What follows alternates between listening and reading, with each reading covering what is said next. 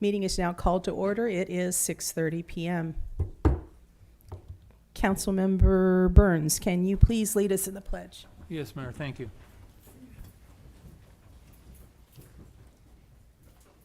Ready to begin. Pledge allegiance to the flag of the United States of America and to the republic for which it stands, one nation, under God, indivisible, with liberty and justice for all.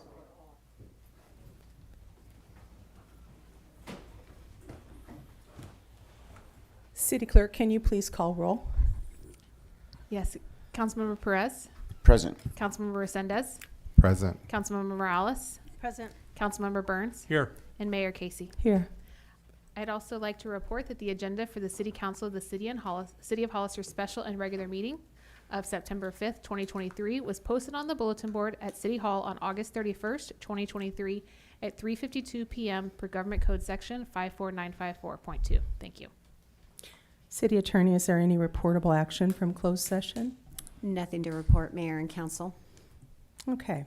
In accordance with Government Code Sections 54957.9, 54957.95, 36813, Penal Code Section 403, and Municipal Code Section 2.04.200, I need to address the manner and decorum of our meetings and issue a warning in this regard. Meetings must proceed in an orderly and efficient manner without willful disruption so that the business of the city can be conducted. While the council is more than willing to listen to comments from the public, this must be done at the appropriate time and should be done at the podium with the microphone so that your words can be heard and recorded properly as part of our meeting. In order to prevent disruption, the council has the right to request that any person immediately stop the following conduct: willfully disrupting a meeting, interrupting a person who is addressing the council, preventing the council from attending to the purpose of meeting. Disruption is defined as engaging in behavior during a meeting of the council that actually disrupts, disturbs, impedes, or renders infeasible the orderly conduct of the meeting. If members of the public continue to disrupt a meeting after being warned, those individuals may be asked to leave the meeting. It may also be necessary to call a recess, clear the chambers, or even cancel the meeting. I would like to ask you all for your courtesy and cooperation in this regard so it won't be necessary to take any of these steps. Thank you. We're going to move on to our consent agenda. Are there any questions from council, brief questions or comments on the consent agenda? Councilmember Burns, do you have any quick? I do not, Mayor, thank you. Councilmember Resendez? Councilmember Perez? No, thank you. Vice Mayor? I just have one really quick one, and it has to do with the minutes. It's just a correction. At the end of the minutes, where we're reporting out in my section, it says Mayor Casey reported she initiated action, and it should actually read that Mayor Casey initiated action. That's all. Okay, so let's move on. Are there any public comments on consent agenda items? Mayor Casey, we do have one public comment. I do just want to note, we did have a proclamation for Childhood Cancer Awareness Month, I believe it was, but I don't see the person online to receive it. So, Okay. We just had someone raise their hand. So if you want to do that right after consent calendar, if we want to do that, since nothing Okay. else being pulled. We'll do it then. We do have one public comment for the consent calendar. It is item number 11, and it's Elia Salinas.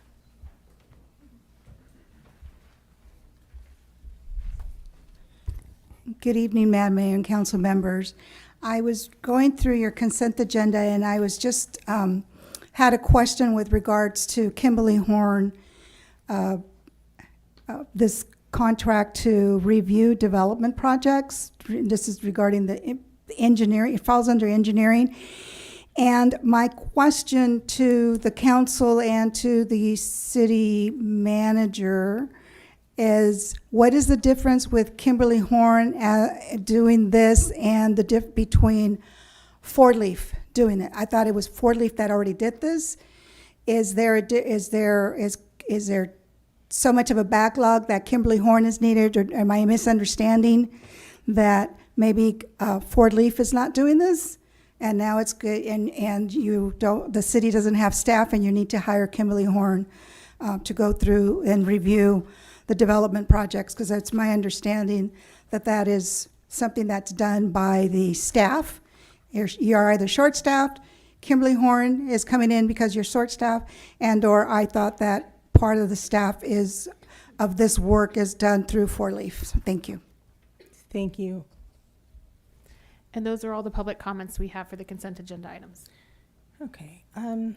Do any members have items they wish to pull from the consent calendar? Councilmember Burns.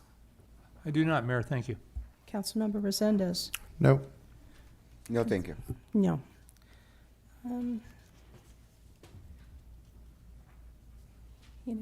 I don't think I do either. So may I have a motion to adopt the consent agenda? So move.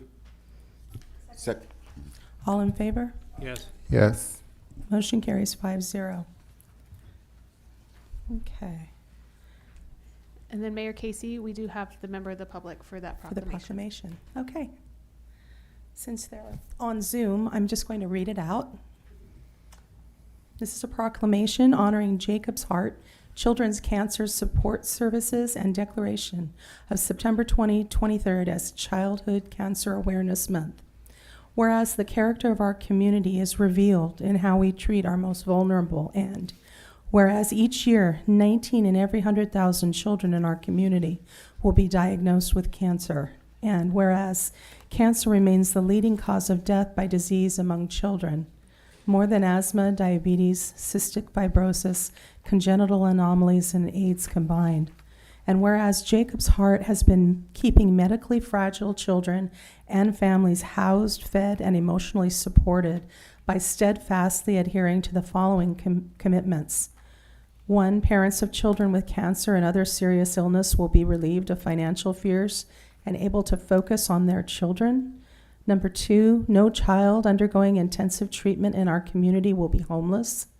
3, families of seriously ill children will not experience food insecurity during and after the pandemic. And 4, no child seriously ill in our community will ever miss a medical appointment because of a lack of transportation. And whereas Jacob's Heart holds the memories and honors legacies of hundreds of children from our local community who have been lost to cancer, ensuring that their memories will never be forgotten. And whereas the oncology department at Lucille Packard Children's Hospital at Stanford has worked closely with Jacob's Heart for the past 25 years as a trusted community partner in providing family-centered care that addresses the emotional, practical, and financial struggles of families of children with cancer in the city of Greenfield. And whereas it is important for all Hollister City residents to recognize the impact of pediatric cancer on families within our community and honor the children in our community whose lives have been cut short by cancer. Now, therefore, I, Mia Casey, Mayor of the City of Hollister, hereby declare September 2023 as Childhood Cancer Awareness Month in the City of Hollister, and do hereby honor Jacob's Heart Children's Cancer Support Services for outstanding support to our community and acknowledge the organization's contributions to Childhood Cancer Awareness Month. Thank you.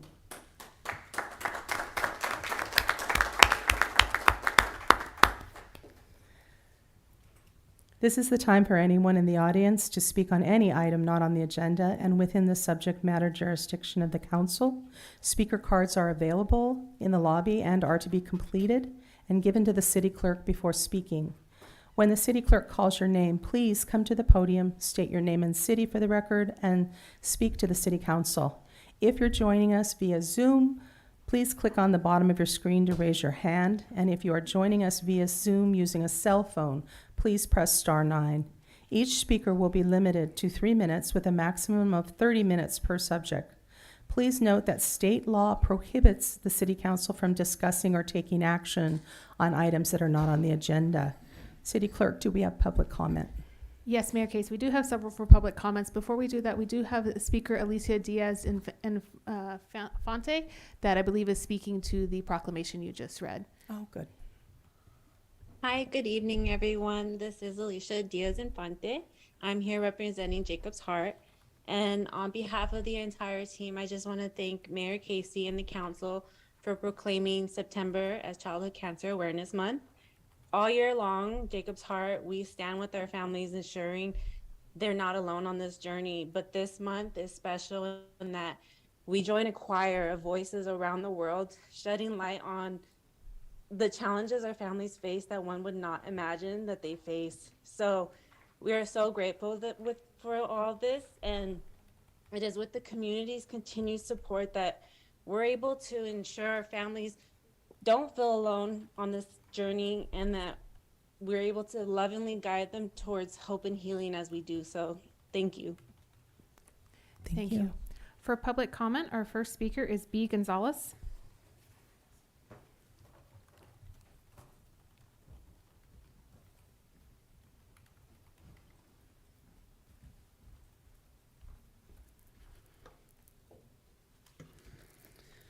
Good evening, City Council. How are you doing this evening?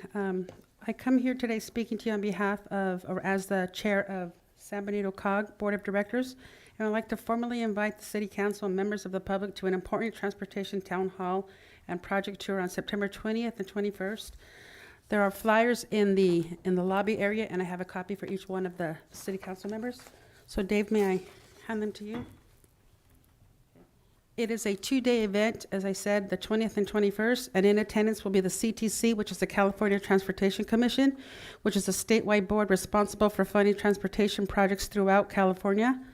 We'll also be welcoming Speaker of the Assembly, Robert Rivas, who will be providing an introduction to the San Benito region. This meeting will be the public's opportunity to advocate for our region's transportational needs, such as Highway 25 and our local roadway pavement needs. I have brought extra copies, and as I said, they're out there in the foyer area. COG encourages all elected officials and each one of you to please try to make the attendance. All members of the public are invited to attend this important 2-day event. And if you'd like to RSVP, please RSVP to the COG office, San Benito Council of Government office at 831-637-7665. Thank you very much. Thank you. Our next public speaker is Carl D. Leonardo.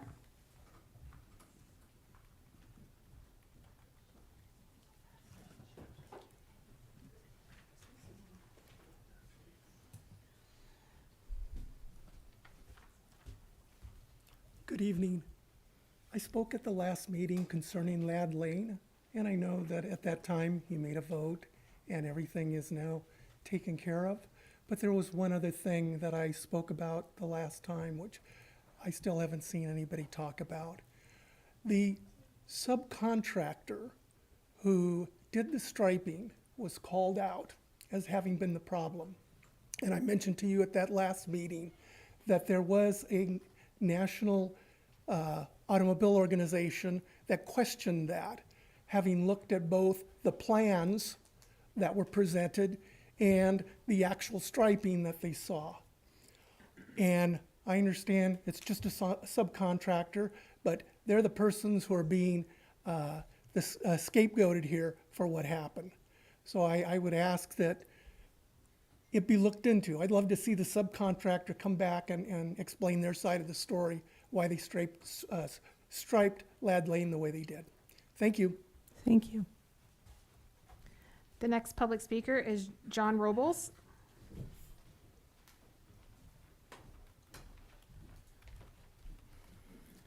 Good evening, council members.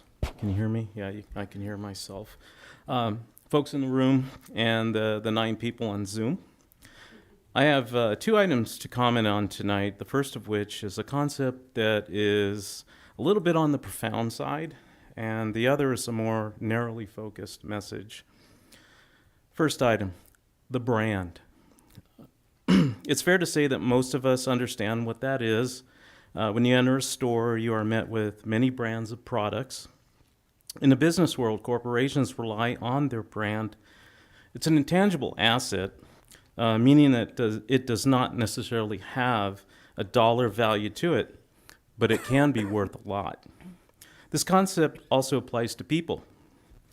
You see this in sports, the entertainment industry, and even in politics. Let's hold that thought for a moment. I'll come back to that. During the last meeting, we saw a lot of people here. We had mothers, fathers, grandparents, young people. All of them gave impassioned pleas to consider them in your decision-making on the sewer expansion. Many of them were from District 2.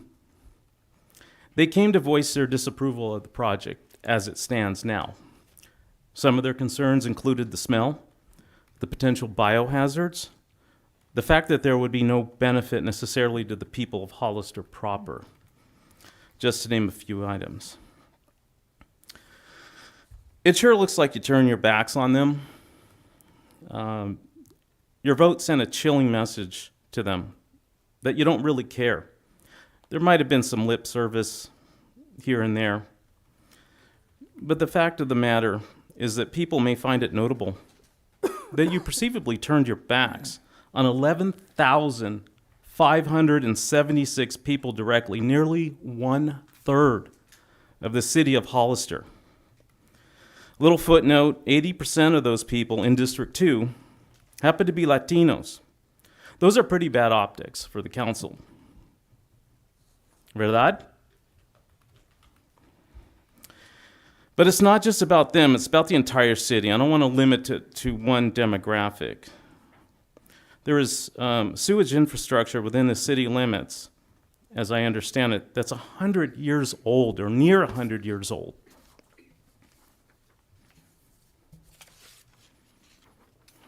So let's circle back to the brand. It's not unreasonable to assume that all of you have aspirations. Maybe some want to run again for office. There's some seats opening up next year. Maybe you'll go to the private sector. I'm out of time, so I'll go ahead and continue that next time. All right, good night, thank you. Thank you. The next public speaker is Carly Robles.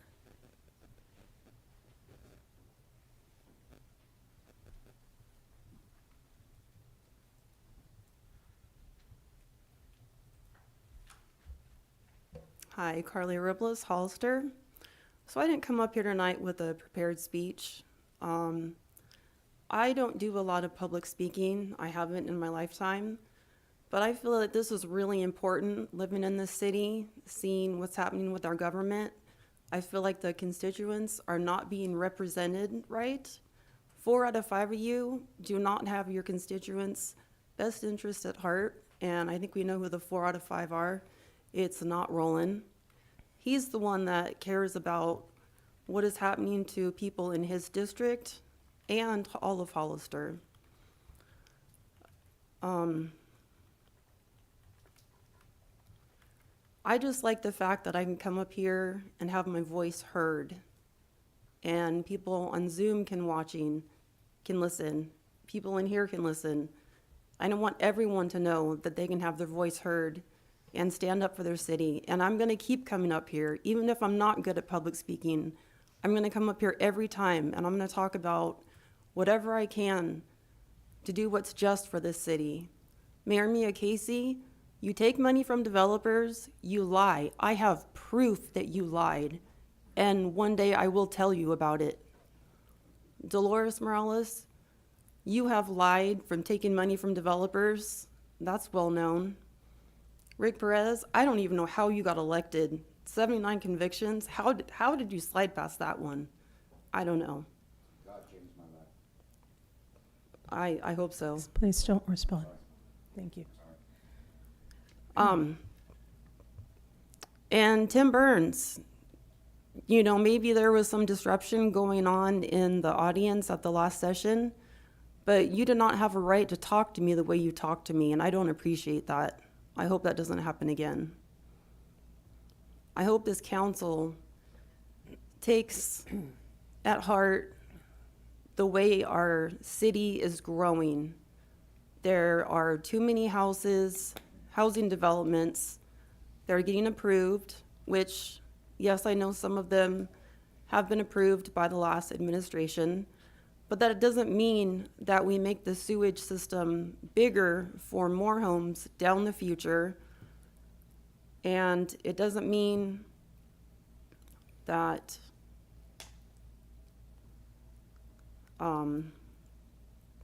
this is what I mean when I say I'm not good at public speaking, but I will get better. I will keep coming up here. I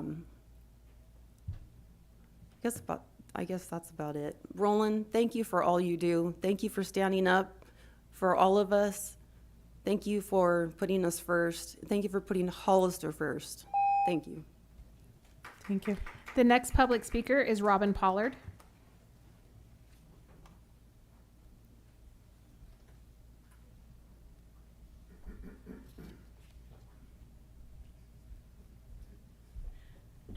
Good evening, Robin Pollard, Hollister, Park Hill. So I came tonight to talk about your trees. I don't know if you've noticed, maybe you have, but your pear trees on San Benito Street have either fire blight or boring beetle, and there's diseases and bugs. And if you keep, this is not a problem that can be put off if you want to save those trees. If you walk down San Benito Street, you'll see all the little dead branches, and this is the worst it's been. So I hope that we can save our trees, if not for climate change, then for the shade that they give us. Also, some of the trees that have been there for a while on San Benito, mostly I believe the crepe myrtles, many of them still have stakes when they were planted 10 or 15 years ago, and they're girdling, which is another way of killing a tree. The suckers at the base of the trees don't help promote those trees. That needs to be constantly cut back if you're not going to have bushes at the bottom. So I think trees are important for all of us, and I hope you will consider taking care of our trees that we have downtown and beyond. And since I have, oh, look at that, I have a minute and a half. Since I'm here, I'm going to talk about Park Hill, because the 2040 master plan's coming up, and I'm still hoping and praying that you guys will convert the city land up there to parkland. Those walls up there that were built by the WPA are coming up 93 years, almost 100 years in 2032. I know I saw an article, or a news story on PBS regarding WPA projects that were being recognized and acknowledged. So I don't know, I love those rock walls up there, and I'm willing to protect them. So if you could consider doing that designation change so that perhaps grants for the park could be expanded. Maybe we could get a tool library. I mean, there's so many things we could do up there. The dog parks are one of the things. Also, I know a year and a half ago, there was talk about a remodel for the barbecue area up there. Nothing's happened, but the grass and the ballpark field has moved forward, and it's looking great. And thank you very much. Thank you. The next public speaker is Elias Salinas.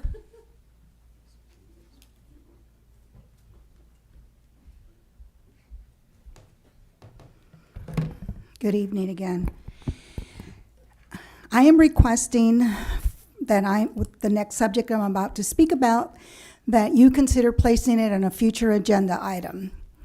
For the past few months, people have been expressing their concern regarding sarcastic postings intended to be comical at the expense of arrestees here in San Benito County within the Hollister Police Department. The Hollister Police Department has a social media page, and they have been posting in a comical way of the situations that have been occurring. The Salinas Police Department was silenced for 2 months by the city manager for the posts on the page that included jokes and lividity around the crime and arrest. So I think that it's a serious item that needs to be looked into, whether you do it in closed chambers or whether you do it here. I think it does need to be addressed by the city council.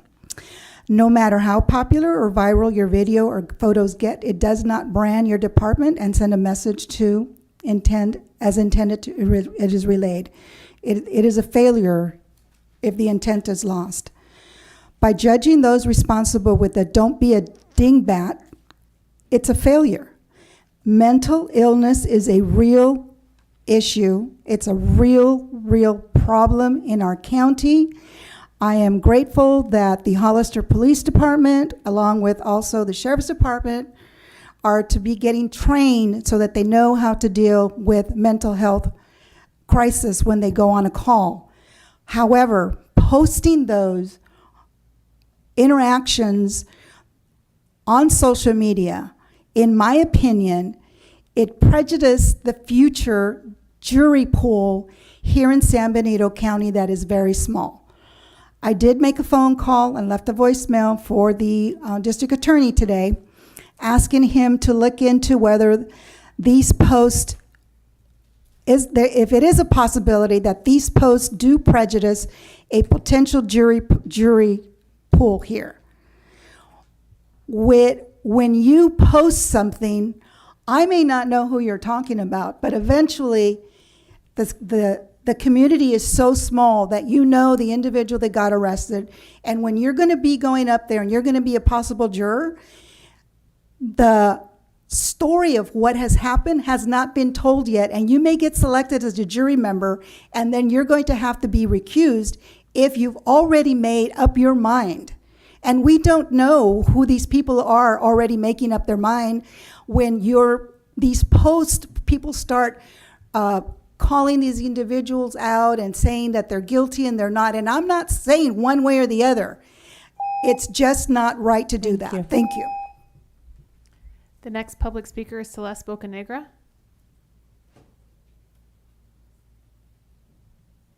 Hello, good evening, everyone. I was calling in regards to two parks located in my area.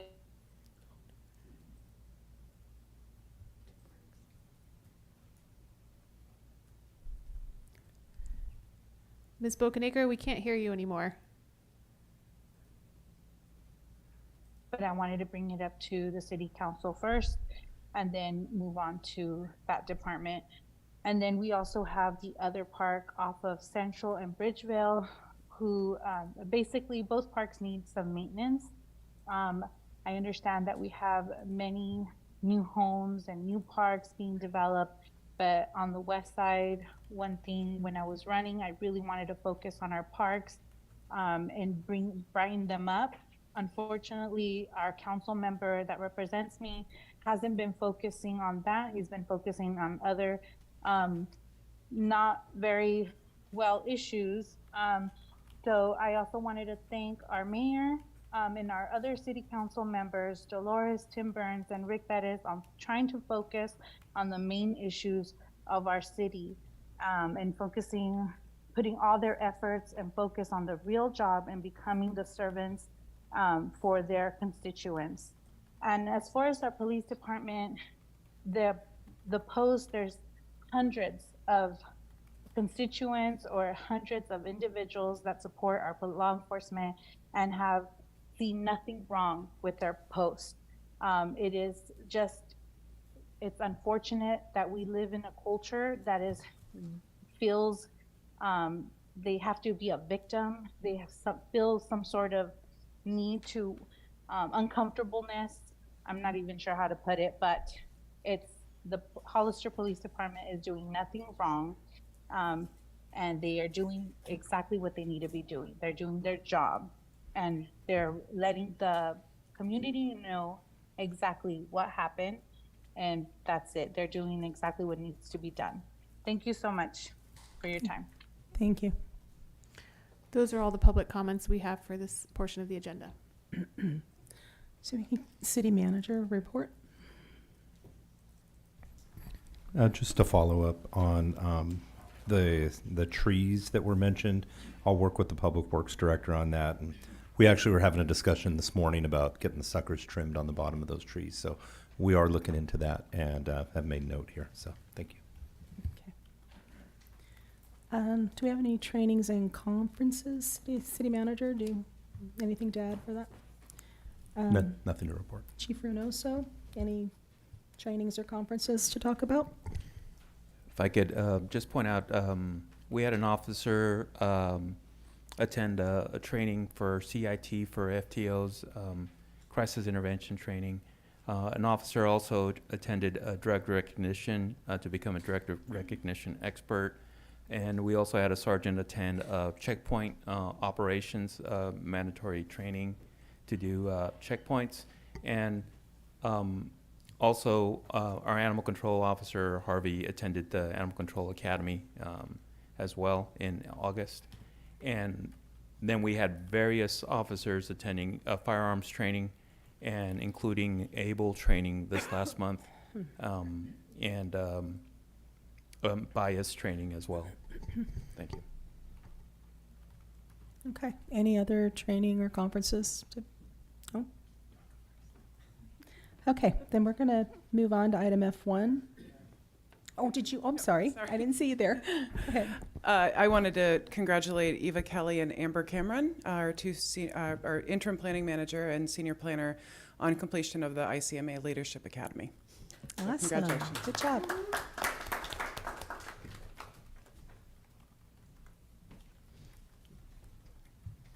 Okay, so resolution number 2023-173, a resolution of the City Council of City of Hollister naming the Vista Park Hill softball field the Anthony Desclafani Jr. Giants Field.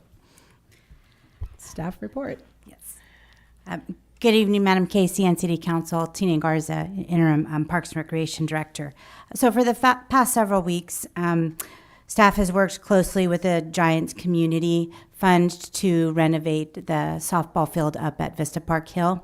And now we're asking for, requesting permission to name the field after Anthony Desclafani, who is the donor for us to renovate this field. He is the pitcher for the San Francisco Giants. And so we're just asking for permission, and I'd just like to know if you have any questions. Do we have any questions? Councilmember Burns, anything? I do not, Mayor. Thank you. Councilmember Rosendez. Councilmember Perez, any Can questions? you repeat, are you able to repeat the time or to announce the time that he'll be there? Or that they will be there? Yes. We will have the dedication ceremony on Friday, September 22nd from 11 to 1. 11, we'll just have some activities for our youth that are coming out there.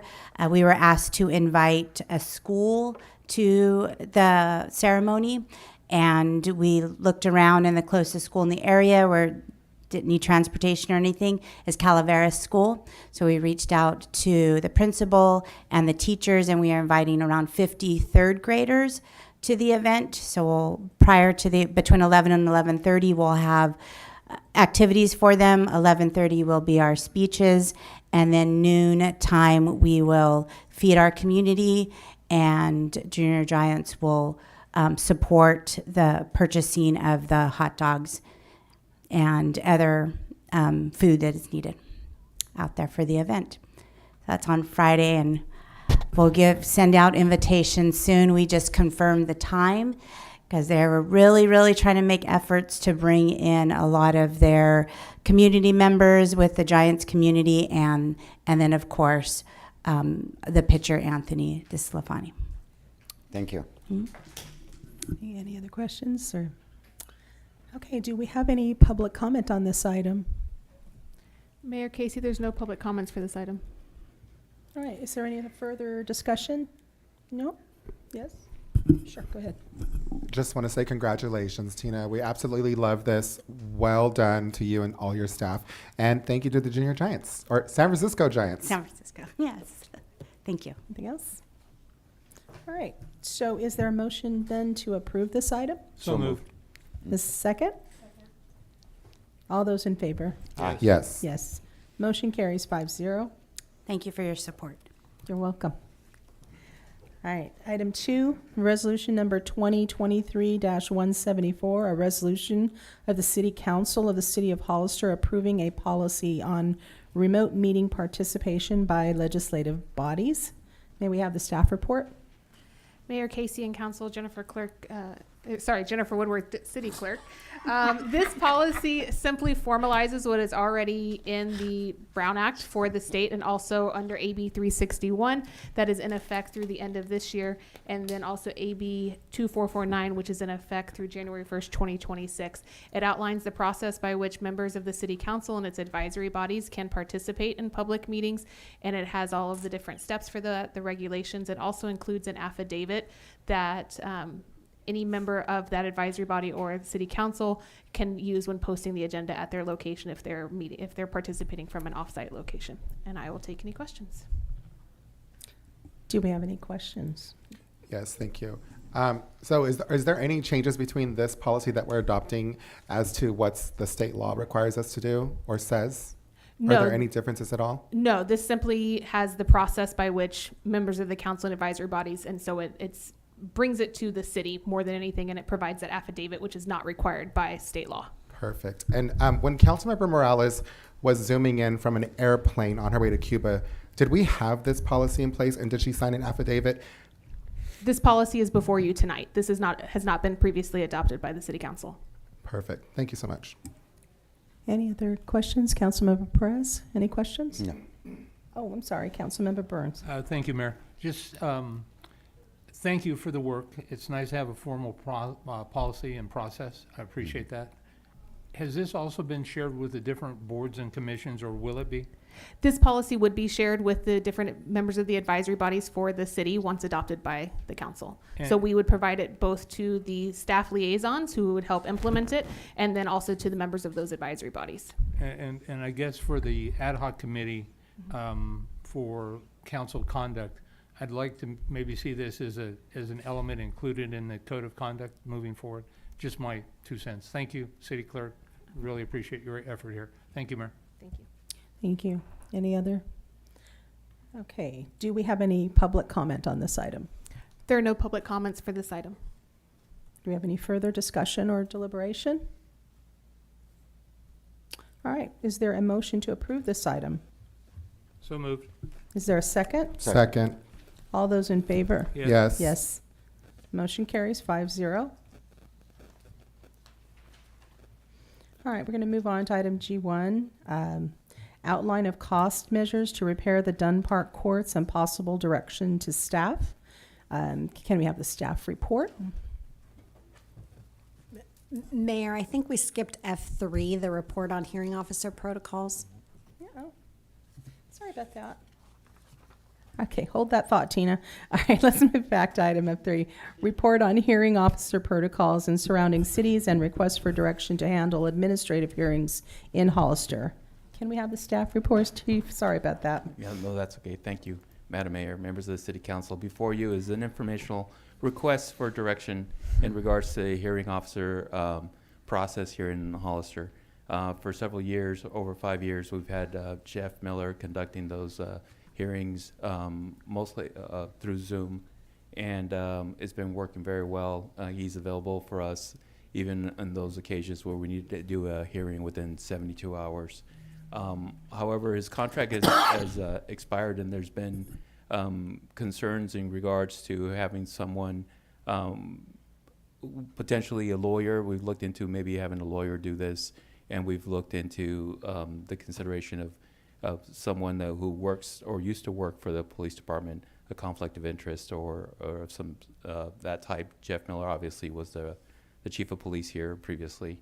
Our existing code does not have any of these requirements that were discussed. So before you is a report of us reaching out to the several cities in our area to discuss how they handle their hearing in their jurisdictions.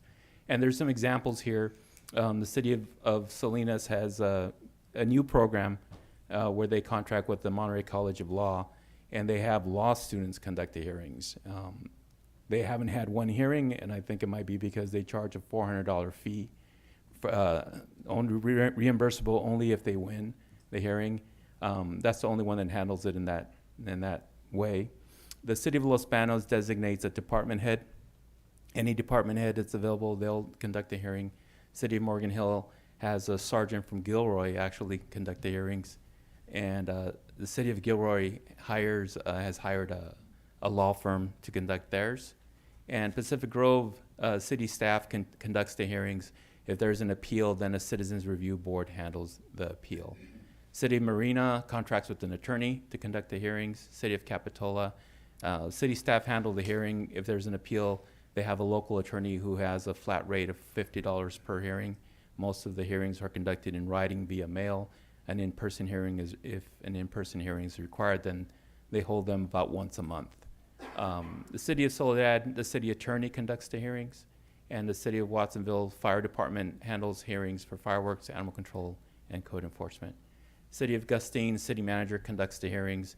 City of Marina contracts an outside hearing officer similar to Hollister, to the way we do that. And the City of Gonzales, the city manager conducts the hearings, which was my recommendation. I'm just kidding.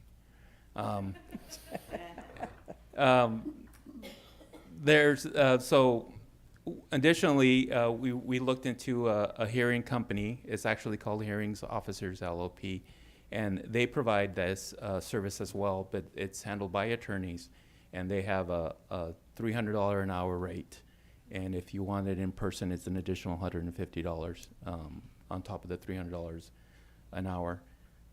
So staff is requesting direction from the City Council, and if we want to change our definition of what a hearing officer will be, we can come back to council with a resolution to do that. So what we need to know is, I listed a few of the stuff that's come up. Do we want the hearing officer to have a law degree? Can the hearing officer should not be part of the law enforcement, or is that okay? Can the hearing officer be a former member of the City of Hollister, or employee of the City of Hollister? Any educational requirements? If so, what requirements? Do they need a bachelor's or master's degree? Would there be any prior law enforcement experience required? Any prior municipal administration experience? Will Zoom or remote hearings be allowed? Does the hearing officer have to live and conduct these hearings only in person and live in the state of California or nearby? Does the hearing officer have to pass a full background? Or any other requirements that the council may suggest. So upon hearing these requirements, I can come back with a resolution to amend our city municipal code, and then go into the process of looking for a new hearing officer. Currently, our sergeants are handling the hearings right now, similar to the way they handled a tow hearing at this point. All of this, which is within the rules in place. I just want to note that this isn't an administrative hearing. This isn't a criminal court. When these hearings are conducted, if someone is not happy or feels something was done wrong, they have an appeal process, and that appeal is to the Seminole Court here in Hollister, and that's all the report. Okay, do we have questions from council? Councilmember Burns. Thank you, Mayor. I only have a couple of questions, but then I have a lot of thoughts that I'll save for our recap. So, Chief, on an average, how many hearings do we have annually, and do we have statistical data that would tell us that for the last 3 to 5 years? I could get that information for you. I think it goes in spurts and stuff. Sometimes we have three or four hearings in a month, and sometimes we go a whole month without a hearing at all. It also depends on how many citations are going out there. Okay, and what have we in the past spent on an annual basis for hearings when retired Chief Miller was the hearing officer? I believe last year it was $4,400 in hearings, and that's at $100 an hour rate. Okay, and then what amount of money did we charge for hearings? They have to pay for the fine up front, and I think that's all that they do. We don't charge for the hearing. Okay, so but if somebody received a fine for $1,000, they would have to deposit the $1,000 with an understanding that if they prevailed in the hearing, they would receive that back, and if they did not prevail, that would be the end, that would be their out-of-pocket costs?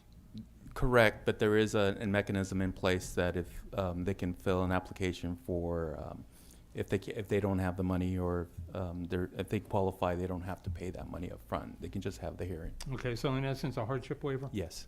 Thank you, Chief.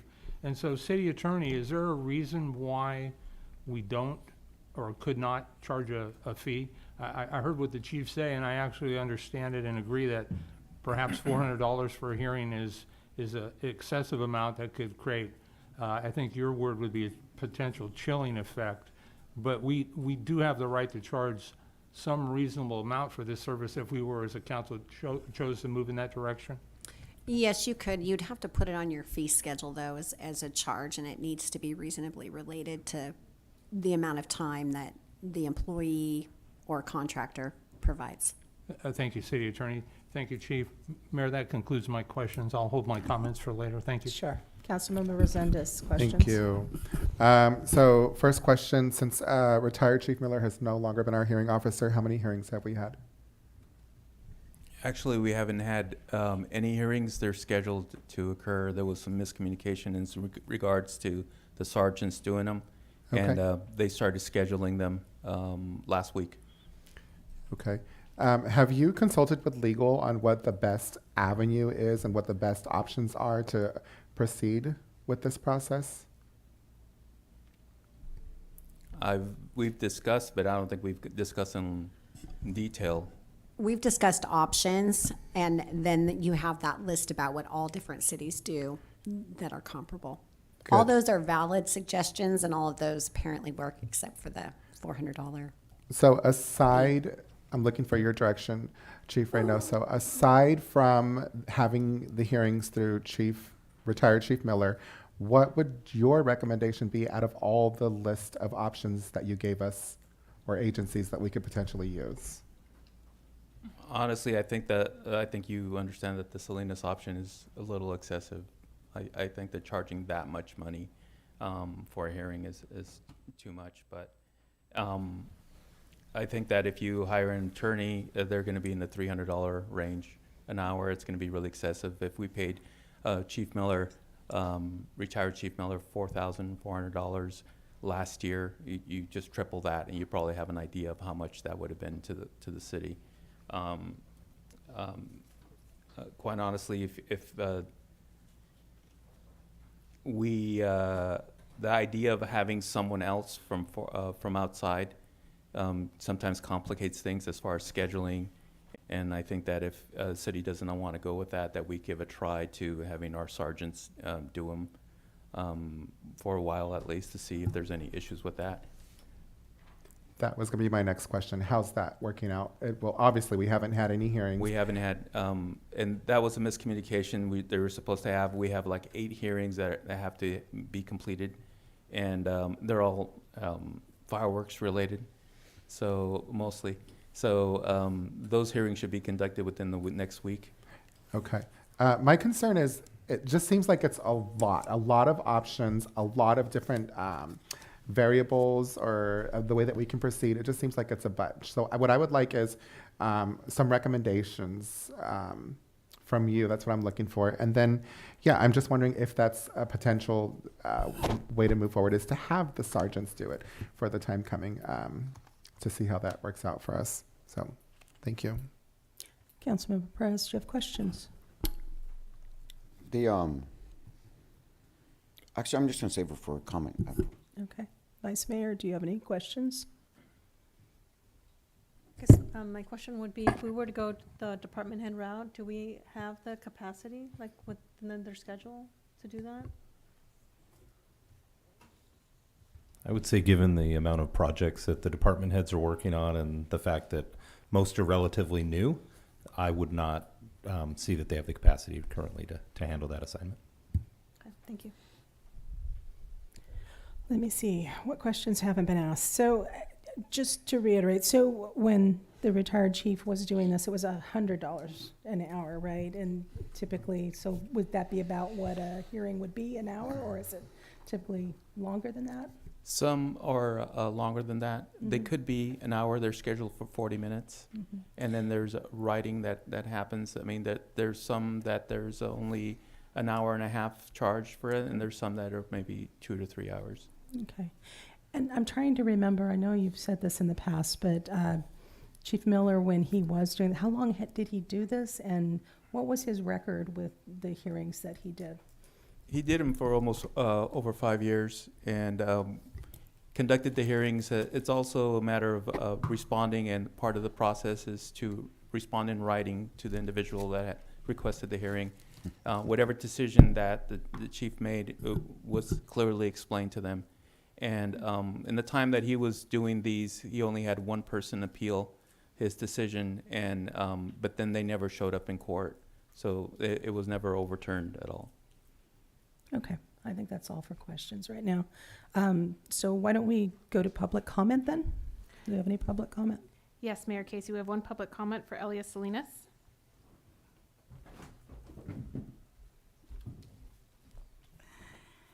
Okay, so having gone through one of these administrative hearings, at the time it was Bill Tiffany that was doing it. In my opinion, it should at least be once removed from the police department so that it doesn't show that there is any kind of prejudice with aligning that the fire department gave you a ticket or the police officer gave you a ticket, in my case. And then if it's a sergeant, they're going to go, well, he wouldn't give you you wouldn't have gotten a ticket if you didn't deserve it. So I'm very interested to know, and I hope one of you all will ask, and it hasn't happened yet, but only one appeal, and out of those in the last 5 years, how many of those did Mr. Miller find that they were not guilty, for the word I'm going to use, because I don't know what else to do, and were reimbursed? And so how much, if it costs $4,400 a year, I think the chief said, and we go back 5 years, there are plenty that I can think off the top of my head of retired local law enforcement and or police officers from Santa Clara County that have worked in Santa Clara County or they work in Monterey County, that you might be able to reach out if they were to want to replace Mr. Miller instead of having to do it in-house, and you can still do it at a very low monetary hourly rate. Then the Zoom, we discovered since COVID that we can do a lot of things via Zoom. But I'm still old-fashioned, and I believe that when you walk in and you see someone in there eye to eye, and you see their body language, and you actually let the people listen, you hear them, you see their body language on both sides of it, that also helps you determine to make a decision on that. I like the idea that the work has been done, and I don't remember what Bill Tiffany was charging the city at the time, but I don't think it was a lot of money when he was doing it. And I don't know why he stopped doing it or what happened, and then Mr. Miller took over. But again, I think that if you can reach out to retired law enforcement and those that have the education and that were high ranking, would also be a better benefit for this job. Thank you. Thank you. Those are all the public comments we have for this item. Okay, so let's have a little discussion. Councilmember Burns. Thank you, Mayor. So, Chief or City Manager, do we know how much money we generate in income on an annual basis from administrative citations? Okay. Again, just maybe for follow-up, I don't really have any heartburn about us paying money for this process. I will say that I actually did recommend a firm that the chief was diligent and followed up on.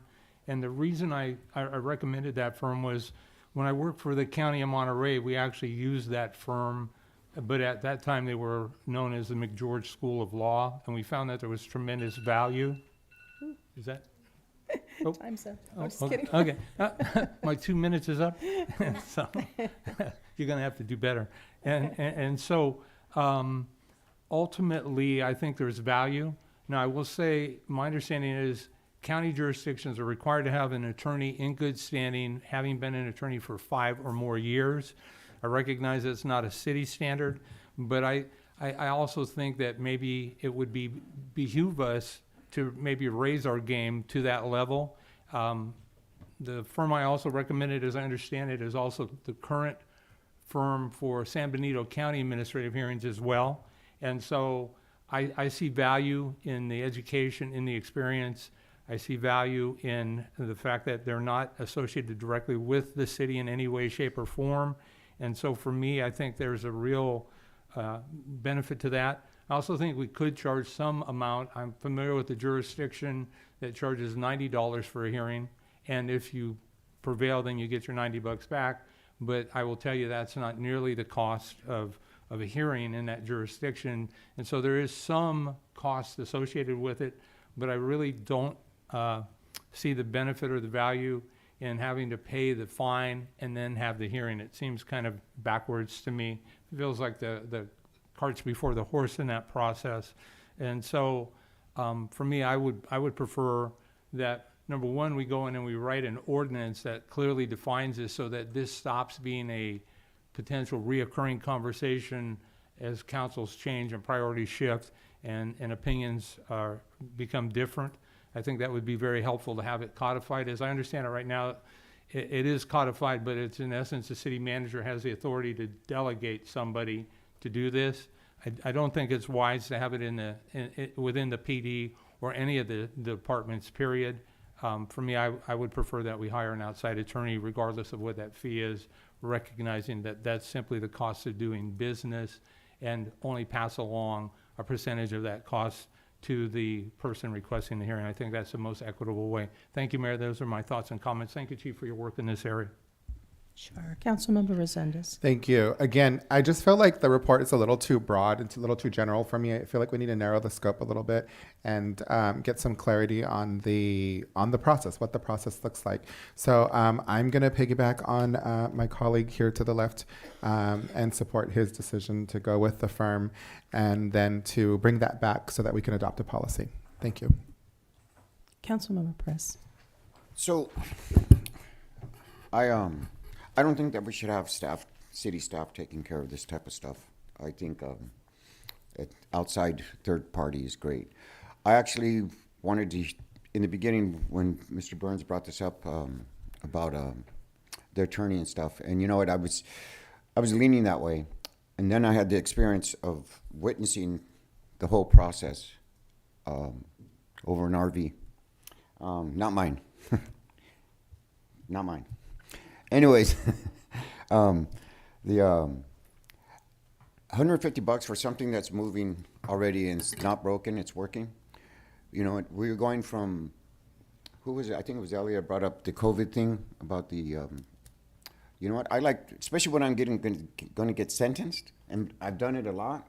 So I'd like to have the person in front of me, but you know, the way the world is going now, it's like there's TV screens all over the place. I don't understand. I don't see the value. I mean, I see the value in protecting the city more. But I think the process was professional. It was organized. It was no chaos, and I don't see why we need to change it right now. I mean, we got a lot of things going on, and something that's working right now, I just don't see the value in changing this right now because this is working, seeing the process in work, and I think we can focus on some other things. I know that we put tremendous tasks on staff all the time. So it's like, not that we shouldn't be asking for this, but I just don't see the need for it right now. So I can't support this. But I do support the Oh, you were talking about the, paying the bail amount. You should be able to pay a bail amount before you have to pay the, fine if you are found guilty. I know about that. And the, there was one other thing. Yeah, I just can't see taking away staff from their assigned jobs for this, so I can't support this. Thank you. Councilmember Perez, I just want to ask you a question. So you're saying you observed a hearing. This was when retired Chief Miller was still here, or are you Yes, talking about yes, after the yes. fact? Yeah, it So was- that's I think no. it was, I don't know what month it was, but it was. So that contract is expired and is not an option at this Right. point. So what is your druthers as far as? I say that we should just stay with what we have with Miller, what we had with Miller. I see what you're saying. Okay. Mayor, just a Yes. point of clarification. That ship's already sailed, as I understand it, so that's not, I understand what Councilmember Perez has said, but it's no longer an option, based on the fact that the council already took a vote and tied 2-2, and so it can't move forward, if I understand things correctly, City Attorney? That's correct. Thank you, City Attorney. Thank you, Mayor. Okay, Vice Mayor, any thoughts? Yes, thank you for the report and thank you for the comparison. The city of San Jose does hearing officers and they actually post it's like a job specification, but it's community members and they do it for like when there's issues with rent or conflicts. But it's actually a posting and you don't have to be an attorney, and it's done where you have a pool of applicants.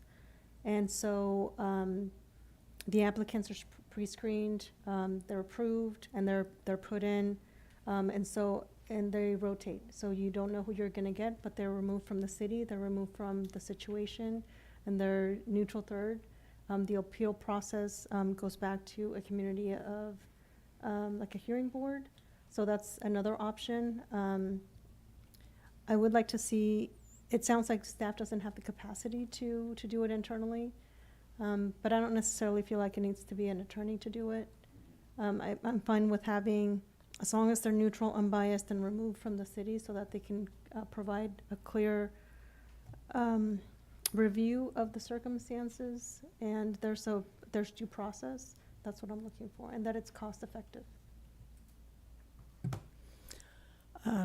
I would agree with the Vice Mayor. I don't want to put this on city staff or even any of your staff, Chief. I think it does need to be outside. But I don't agree with the idea of a lawyer. No offense to our city attorney, but they're very expensive. And I think that we've shown that an outside hearing officer can do a good job. So my druthers would be to seek either another hearing officer or a pool such as the Vice Mayor mentioned, something in those options, someone removed from the city that would be fair and impartial. Because my point is that if you're not happy with the hearing officer, you still have the option of going to the courts for an appeal with an attorney. So your options are not, you're not done at the hearing. So I don't see the need for a lawyer at all. Anyways, those are my thoughts. And I know it says to talk about a motion, but I think we just are giving you direction right now. Is that right? Direction So- only. Okay.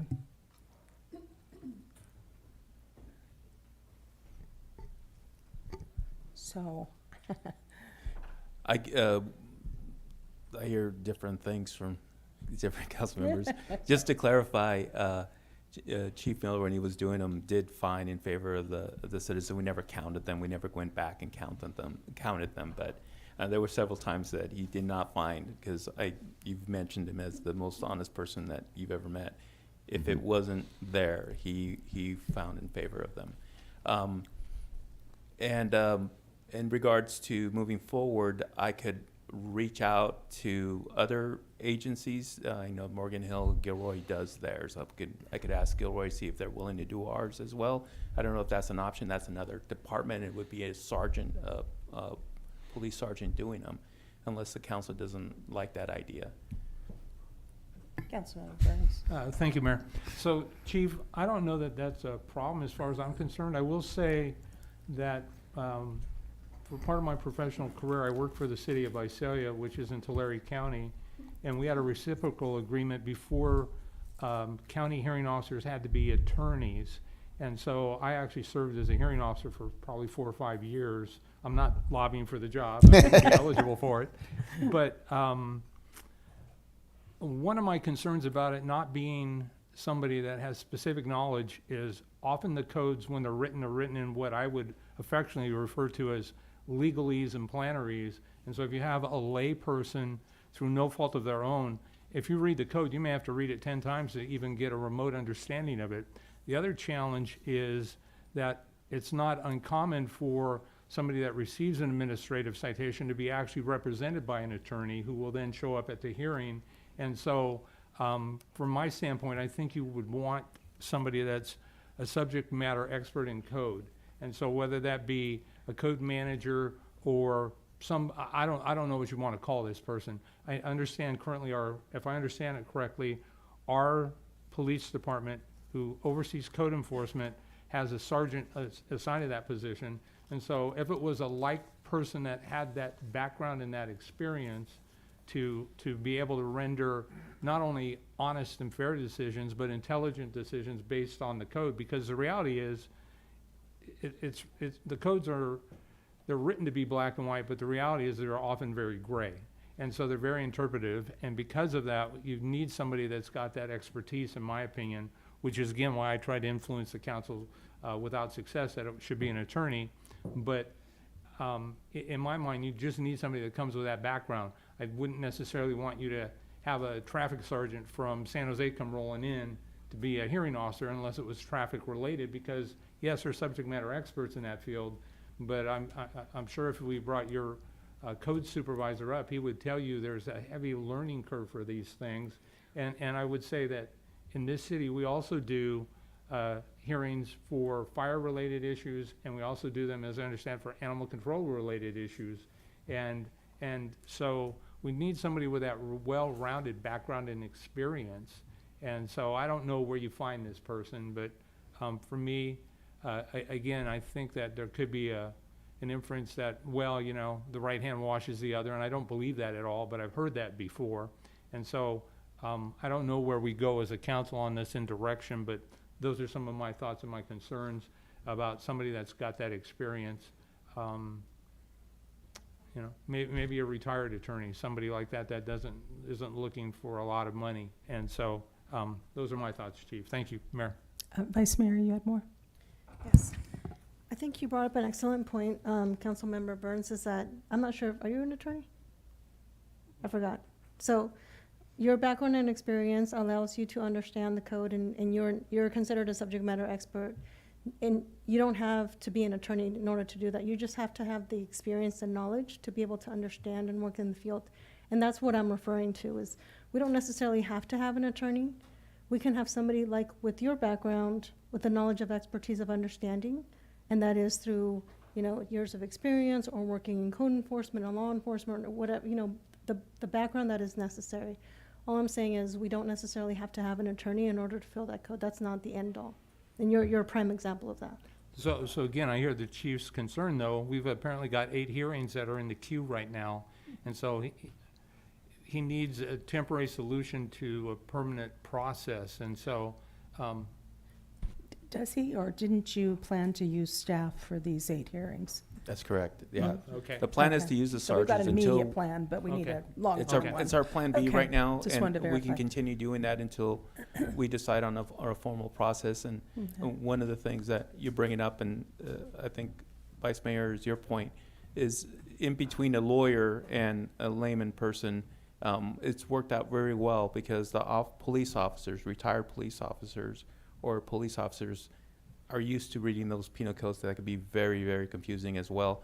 And my concern is also to have the same person doing the hearing, so they become more familiar with our ordinances, as opposed to a service where a hearing officer will show up that may not be familiar with our specific code. That would be ideal moving forward.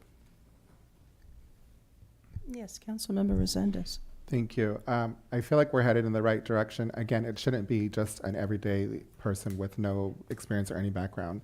or a pool of people. That should not even be an option, I think. Somebody who is removed from the PD is what we're hearing.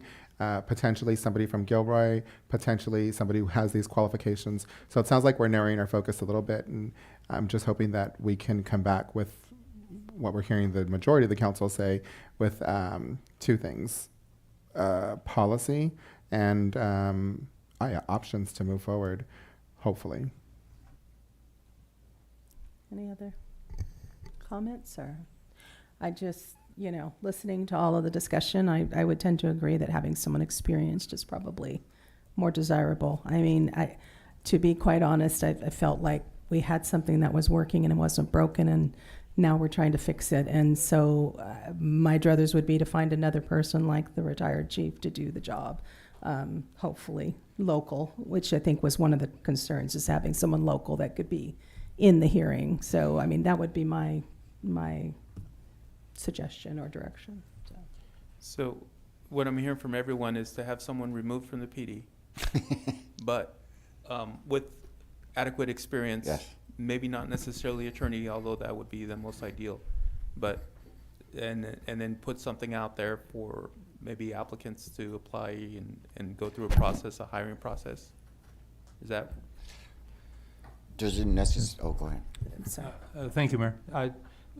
For the chief and the city manager, Chief, I think you're spot on, but I think there's a bigger conversation that I just don't want to see get lost in the conversation, which is I'd really like to see the ordinance that currently allows the city manager to anoint or appoint somebody. That's fine as it is. I mean, that's still a definitive process, but I'd like for it to be more expansive, to really talk about what we're looking for, so that a year from now, 5 years from now, 15 years from now, there's a clearly defined process that can be followed with a policy and a procedure, if that's even necessary, to do that. And then the second piece of that is, I really don't think it makes it to me, it feels counterintuitive to make somebody pay the fine in advance and then have the hearing. And because if they can't, and I've heard the chief say that there is a hardship waiver, but again, I don't know what the terms and conditions of that looks like. I know that those are fairly complicated from other places I've worked, and I've reviewed those personally and professionally. And so, I have no problem with charging a set fee as long as it's reasonable for the service, with an understanding that if somebody prevails in that process, that they're then refunded that the fee. And so, and we're already doing that to some degree. It's just administrative citations. I've seen them well over $1 million. And so, $1,000 to me is a lot of money, but $1 million is beyond my wildest dreams. And so, the way the codes are written, those fines can toll significantly on a daily basis. And in a month, you could easily conceivably owe $20,000, $30,000, $40,000, $50,000 that you're taking to hearing. And so we need to fix that part of the process too. And I apologize for being long-winded, No, but that's I want to okay. just get it I understand there. your point. Thank you, Mayor. Councilmember Perez, I think you were next. Did you lose your train of thought? No, I'm more caught up in this stuff. I'm good. Okay, Councilmember Mercedes. Thank you. I'm going to disagree with your point about not paying the fine first. I think that if we were not to require people to pay the fine first, we're going to see a whole lot of administrative hearings because people are going to potentially abuse that system and think that they can get out of not paying their fine, and that's going to put us in a bigger problem. So I think if people do think that they have a merit, or they have standing, or some type of legal case that they can win, that they should have buy-in, they should pay their fine. I could just see that getting away from us. So I would disagree with wanting to change that. And Chief Reynoso, do you want to weigh in on that as well? Well, I agree with you, Councilmember Resendez. That's, if they have nothing to lose, let's just fight it. And then the city incurs the cost to find a simple thing. Remember, hearings officers, their role is to decide if all the elements were there, if this person did violate the law or not, the ordinance, the local ordinance. And it's sometimes very simple. And we've seen people recently request hearings on a $38 RV fine. And the cost to the city was a lot more than that fine was. And the only reason, they knew they violated the rules, they just wanted to see what would happen. Similar to sometimes, when an officer doesn't show up for traffic court and the judge rules in favor of the person. Lots of times the people show up and request a court hearing just on the hopes that the officer won't show up. And as soon as they see the officer there, they just say, I plead guilty to it. But so that's why it's very important for our officers to show up at the hearings and not to miss any of them, so that the word doesn't get out that they often don't go there, so let's go our chances in court. And I could totally see that happening, and I think that's why it was implemented the way it is. So if you think you did not violate and you were wrongfully cited for this, then request that hearing, pay the fine, it'll get reimbursed to you once you win. But if you don't have, you violate the ordinance, and you have to pay the fine anyway, there'll be less people that would just request a hearing. City Manager, did you have some thoughts or No, I just questions? want to make sure when the discussion is complete that we reaffirm the direction, Yeah, so we can please. come back with a thorough policy at a future meeting. We did mention, just to address one of Councilmember Burns' comments, we do plan on whatever the direction of the council is, codifying that and having that come back. We concluded our staff report with that. We agree that we need to tighten that up. We're hearing, I'll just, if there's more discussion, I'm glad to listen and then recap at the end. And if not, I'm ready to recap now. So, Do we have more? Councilmember Perez? So, back to the paying the fine ahead of time. So, what I hear you saying is people will just say, hey, you know what, I'm going to challenge this anyways. But then for someone that's already guilty, I mean, they could do the same thing. So I understand what you're saying, but it works both ways too. I don't think it should be a full amount of the fine. I think it should be a smaller administration fee, but I don't think it should be very much. Yeah. Any further comments or? No? All right, City Manager, you want to make that all make sense? I shall do my best. So we'll start with whatever the direction ultimately is. We'll come back with an ordinance codifying that. I think I've heard the separation. I think that was kind of key all the way across that I've heard. Yes, please. Would that be separation from the police department? Would it also be separation from the city of Hollister? Like somebody I else think who in used to work for the general, city? Yeah, it was all city staff and police. I thought that's what I heard. Yeah. Someone with the expertise to review these type of matters. I did hear the chief mention and put it out there, so I just want to see if this is an idea that we should explore, talking to other cities' sergeants to see if that's something that they would be willing to help us with. As Chief's report mentioned, the city of Morgan Hill uses a sergeant from Gilroy PD. That may get the expertise we need with a separation. In order to do that, we would reach out and have discussions. So in an effort to be mindful of staff time, is that something that we would have direction to explore? Yeah. Okay. And then paying the fine, either you pay the fine and then request the hearing, or you request the hearing before you pay the fine. So that I heard mixed, but I didn't see a consensus. So maybe I can just ask it that way. Should we continue the practice of you pay the fine and then you request the hearing? No. I'm a yes. I'm a yes also to continue. I'm a no. I actually liked what Councilmember Perez suggested.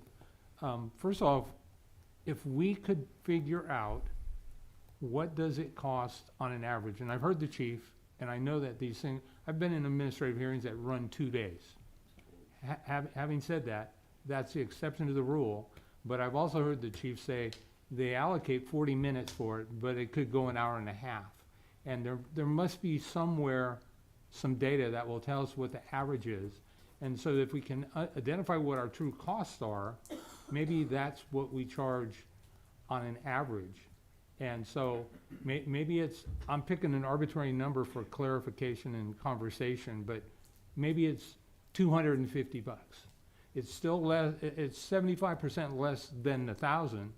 And it's, you know, and then for the person that's got a $38 ticket, they're gonna lose their mind, because I would.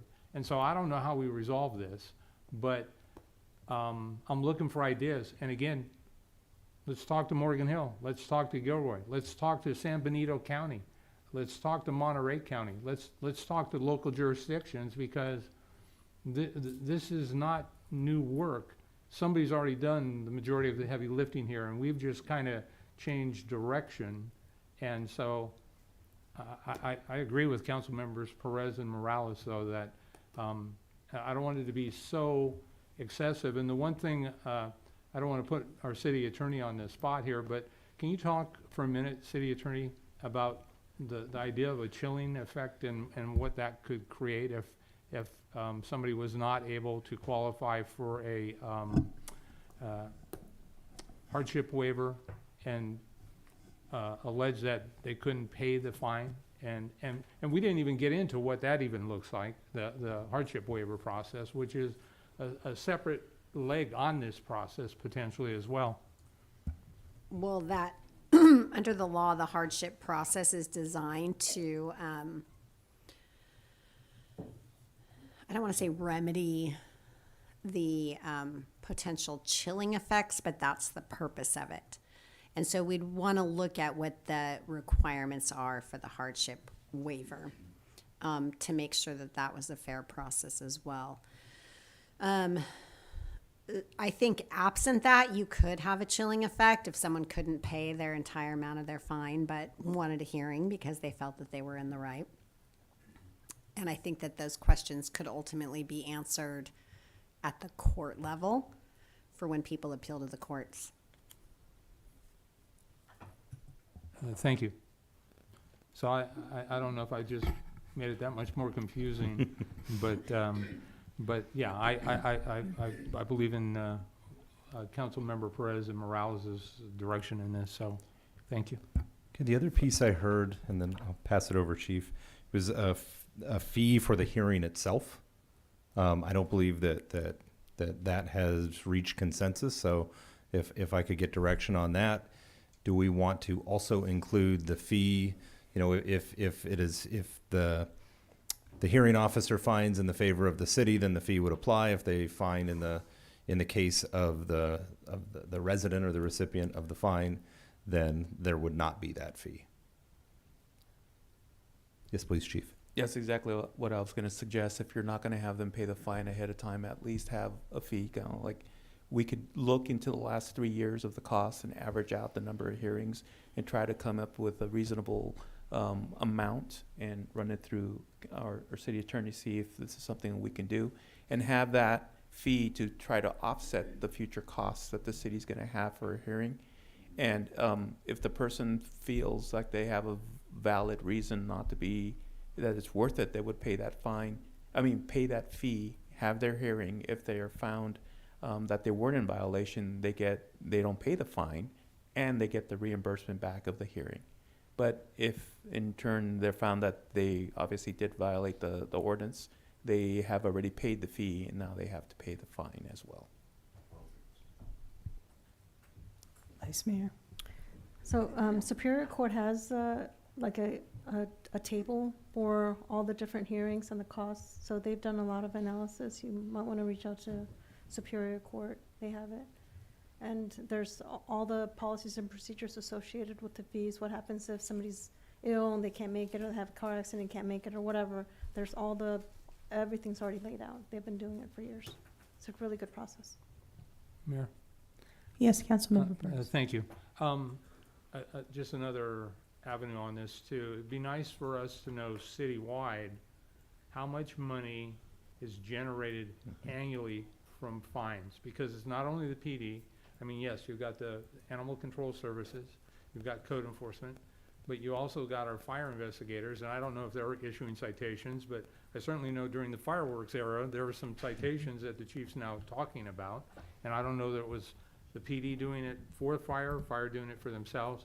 But it would really be ideal to know how much is collected, and then is that pushed back into the general fund, or where does that go? Does that go into an enterprise fund? Where's that money going? I doubt that it's significant, but it can absolutely be used to offset some of the costs. And at the end of the day, the ideal goal would be to be budget neutral. But I don't know that we have to be in areas like this. Sometimes justice comes with a price. And so in my mind, I think for the council to make a really truly informed decision, we kind of have to have all of the facts on this thing, on all different avenues. Thank you, Mayor. Thank you.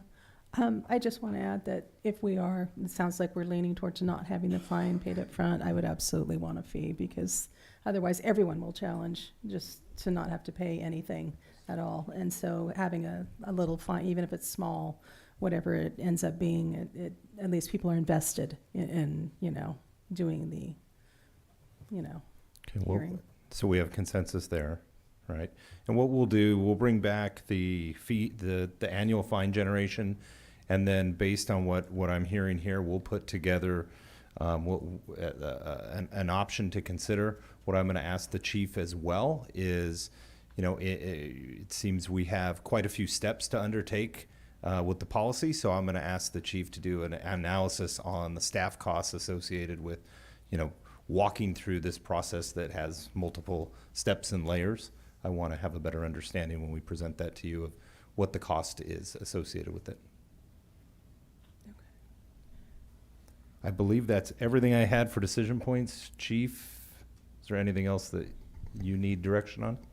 I think you cleared it up. We can come back with suggestions. I'll reach out to Gilroy and see if that's even an option or not. Okay. I know there's been a request for a break, but I wanted to take the council's temperature because I know we've got folks that have been waiting to speak on the Dunn Park courts, which is the next item. Are you willing to wait a little bit to go through that and let people speak, and then we can take a break after that? Okay, why don't we do that then? Let's move on to item G1, an outline of cost measures to repair the Dunn Park courts and possible direction to staff. Good evening, Madam Mayor, Casey, and City Council. Tina Garza, Interim Parks and Recreation Director. This is an informational report on the tennis and pickleball courts at Dunn Park. The courts are in poor condition and require some repairs. The courts underwent a restoration in 2016 when cracks were repaired. Staff recommendation to the City Council is to accept the report and then provide staff direction. Dunn Park Tennis Court and pickleball courts are in disrepair. Large, deep cracks, spiderweb across the surface, making the courts difficult to use for the intended purposes. Staff researched the expense of repairing the courts and presented two options. The first was a comprehensive renovation, and the second was for resurfacing and repairing the courts. Staff provided an overview of repair alternatives, pricing, and a summary of each option's primary advantages. Option 1 is a comprehensive renovation, and this is an extensive project that addresses current issues and improves the overall quality and longevity of the courts. A comprehensive renovation can significantly enhance the playing conditions of the courts. It includes resurfacing the court, repairing cracks, and fixing any irregularities in the surface, then placing a modular surface on the existing court. This creates a smoother and safer playing surface, reducing the risk of injuries and providing a better experience for players. Well-maintained and visually appealing courts can add value to the property or facility where they are located. While comprehensive renovations may have upfront costs, they can be more cost-effective in the long run. The scope of work includes a removal and preparation to install a new modular court, striping for 2 tennis courts, and after speaking with some of our Dunn Park tennis and pickleball community, they requested that we change the 3 pickleball courts to 4 pickleball courts, so we would add additional court if approved. The cost for this option includes repairs, labor, and the modular surfacing, and it's estimated at $274,950. Option 2 is just a basic repair. While less extensive than a comprehensive renovation, this option is a cost-effective solution addressing immediate safety and usability concerns. Basic repairs offer a quick turnaround, minimizing downtime and allowing the players to return the courts sooner than later. A repaired court provides a smoother, more uniform playing surface, improving the experience, and choosing a cost-effective repair over a full replacement can result in significant savings. And the scope of work includes tennis and pickleball courts resurfacing, materials approved by the United States Tennis Association, and then the restriping of the courts to include the 2 tennis courts and 4 pickleball courts if approved. The cost of resurfacing the courts, including labor, materials, and equipment, is estimated to be $35,880. Staff participating in community outreach by visiting the courts and engaging our community promotes transparency and decision-making processes, which aids in developing trust and support the project. The surface quality of the modular flooring may not provide the same playing attributes as traditional hard courts. Players who played on modular flooring notice ball bounce of movement variances that can affect their playing. Most tennis and pickleball players mention the surface at the Ridgemark Tennis and Pickleball courts, and if option 2 is chosen, that material used to resurface the courts would be the same surface. This concludes, and then the impact, I discussed the impact, and this concludes my report. Are there any questions? Okay, Councilmember Burns, any questions? Just a couple. Thank you, Mayor. Thank you for your report. I appreciate it. So, on the more comprehensive project, the $275,000 repair, how long would that take to do? And does that $275 include the 4th pickleball court, or is that an additional cost? I'd have to speak to the company, but we'd have to our first step would be going out for an RFP to, we have to go through the bid process.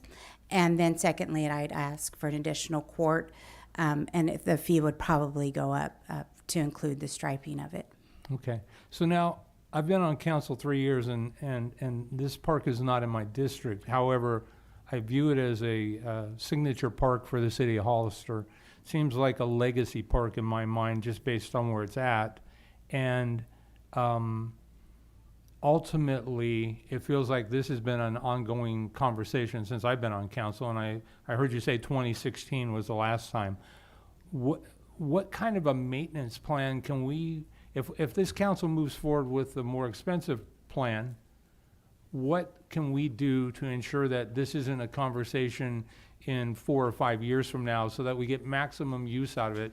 And I'm the guy that I didn't believe in changing my oil regularly, and I got this thing called sludge, and that wasn't really good for me, but it was a good life lesson that I've never made that mistake again. And I don't want court sludge. I want this thing to be, I want it to be stellar. I want it to be signature. I want us as residents of the Hollister community to be proud of, to go, look at this. This is amazing. And so what can we do as part of the process to ensure that this thing is regularly maintained so that we're not having a conversation moving forward on this? With the modular option, I've spoke to the company, and if there is anything wrong with it, there are tile pieces that can be removed and replaced. So that's one option for us. As far as preventative maintenance, we would work with a company who installs either modular flooring or does the resurfacing to review, to look at the courts annually, and then budget the 4th year. I met with City Manager Marioni, and we discussed some of those options that you'd like to know. So we'd go into and request resurfacing every 4 years to what am I trying to say? To keep the courts looking good. Thank you. Yeah, what we would do, council member, as well, is depending on what option, if it were the new just overhaul, then we would work with the vendor based on the years of service that the court would provide, and work with them for routine maintenance, either via contract with them, or if the ability for, if it's within the ability of our staff, then we would put it on a schedule. As for if we went the resurfacing route, the option 2, then we would look at that as probably every 4 years. Usually that surface lasts 5. However, based on the proximity to the fault zones, probably just want to get it budgeted and on the books every 4 years. What our ultimate goal is to get it on a schedule so we don't have an issue out there and have to be responding to the users of the court. We know where it's at. We know it's going to have problems. It is what it is. So we should be working that into our budget process. So depending on which route we decide to go, we would work it in accordingly.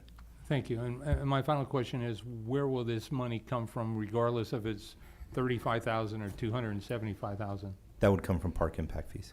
Thank you. That's what I needed. Thank you for your presentation. Thank you, Mayor. Councilmember Resendez, any questions? Thank you. Yeah, so first off, thank you for your presentation. I'm always impressed by your department's work. I really like the fact that you took the time to go out there and to speak to the people that use the courts. When you did that, did you present them the 2 options? And if you did you get any feedback as to which option they would prefer? There was a discussion. They actually presented me with the option of the modular court. So I looked into it, and I asked the companies when I was looking for bids to include that information. There was, when we were researching it, we did see that the 2 different options. However, I think our pickleball and tennis ball community prefers the resurfaced option where we use the asphalt. Great, which is more cost effective for us. Yes, it is. Okay, so at the time that you spoke to them, they preferred to go with the more cost effective option.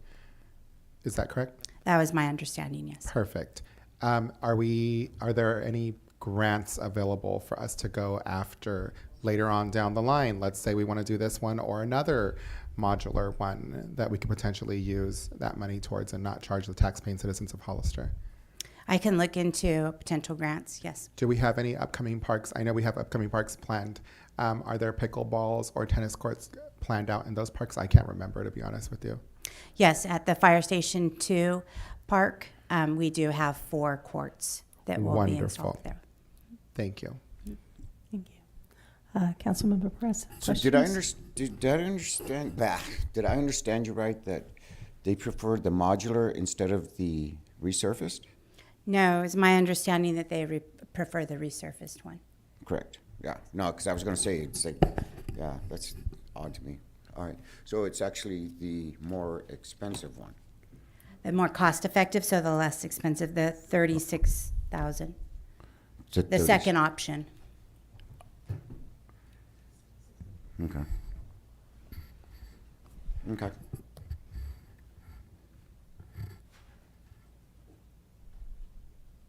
Any other questions? No? Vice Mayor, do you have any questions? Yes, for the park dedication fund, what is our balance and what percentage or what impact will it have if we do this? And I understand moving forward, it will be coming as a line item for our budget.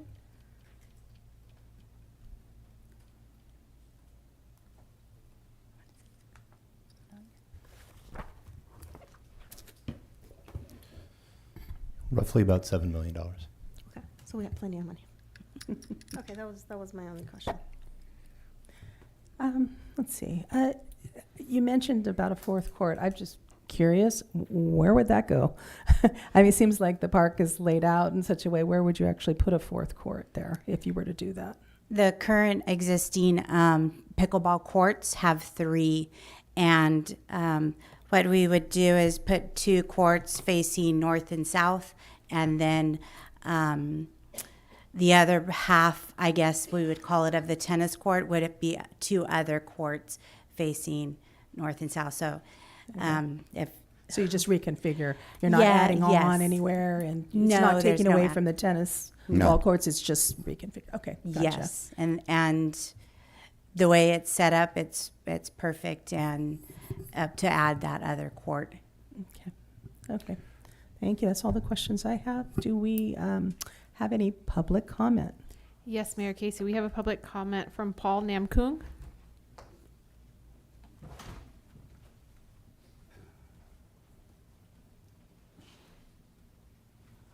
Hi, good evening, everyone.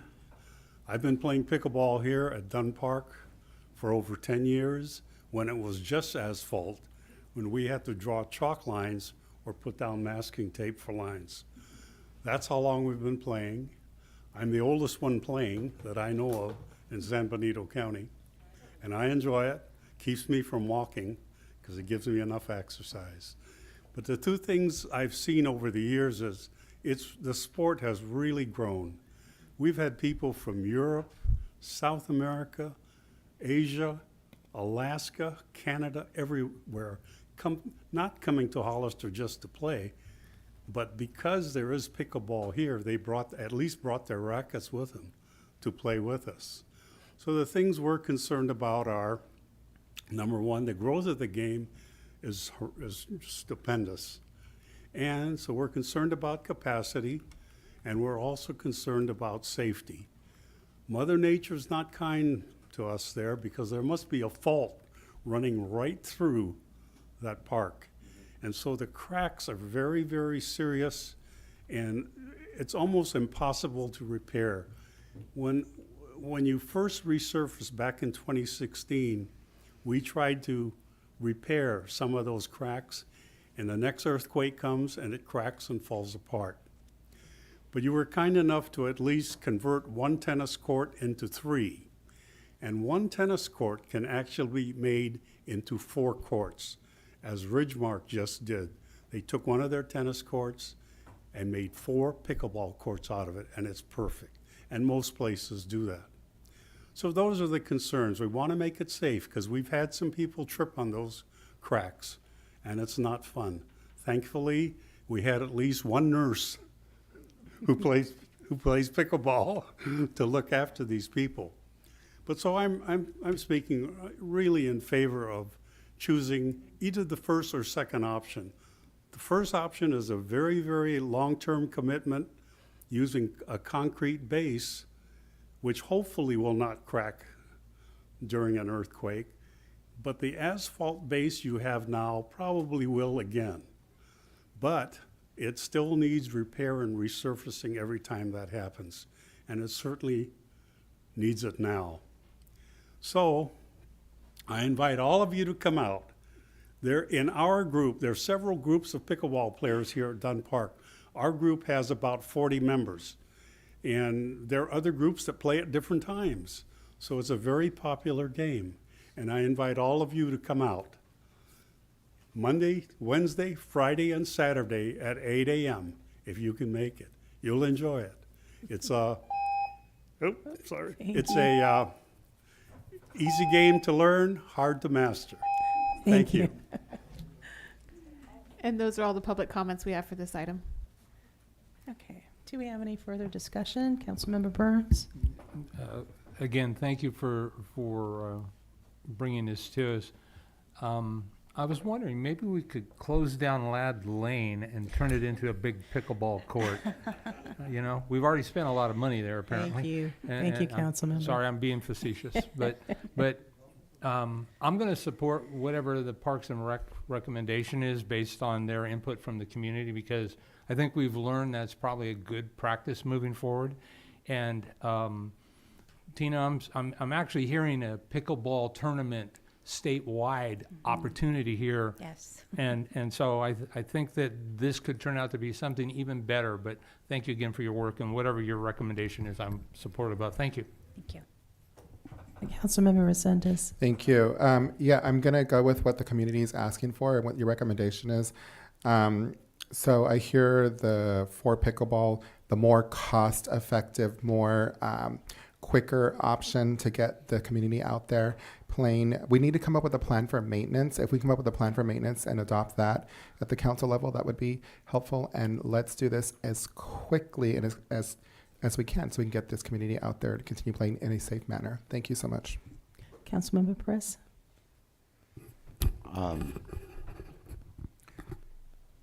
I just hope we're not just going for the quick solution because it's cheaper, you know, because, and Dunn Park, it does, the fault line does go right there. I get it. My house is right there.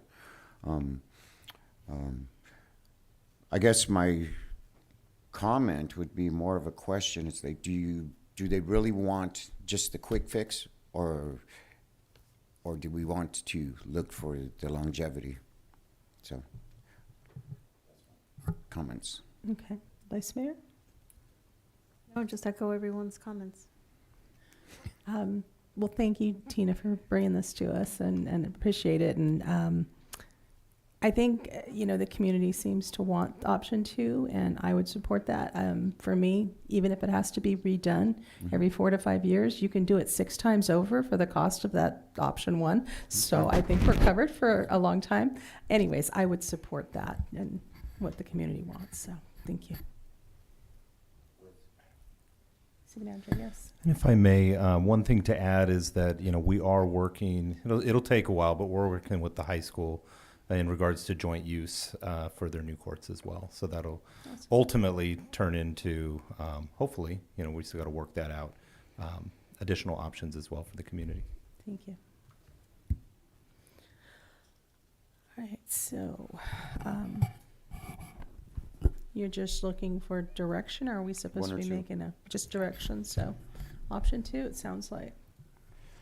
Yeah, with the direction to proceed with option 2, that's well within the cost under CUPCA, so we can do 3 quotes. Tina's already worked with the vendor, so we can turn around and bring something very soon to council to get that vote and get the project started. Do you have to bring it back if you have CUPCA, you said? Is that what it's called? Mm-mm.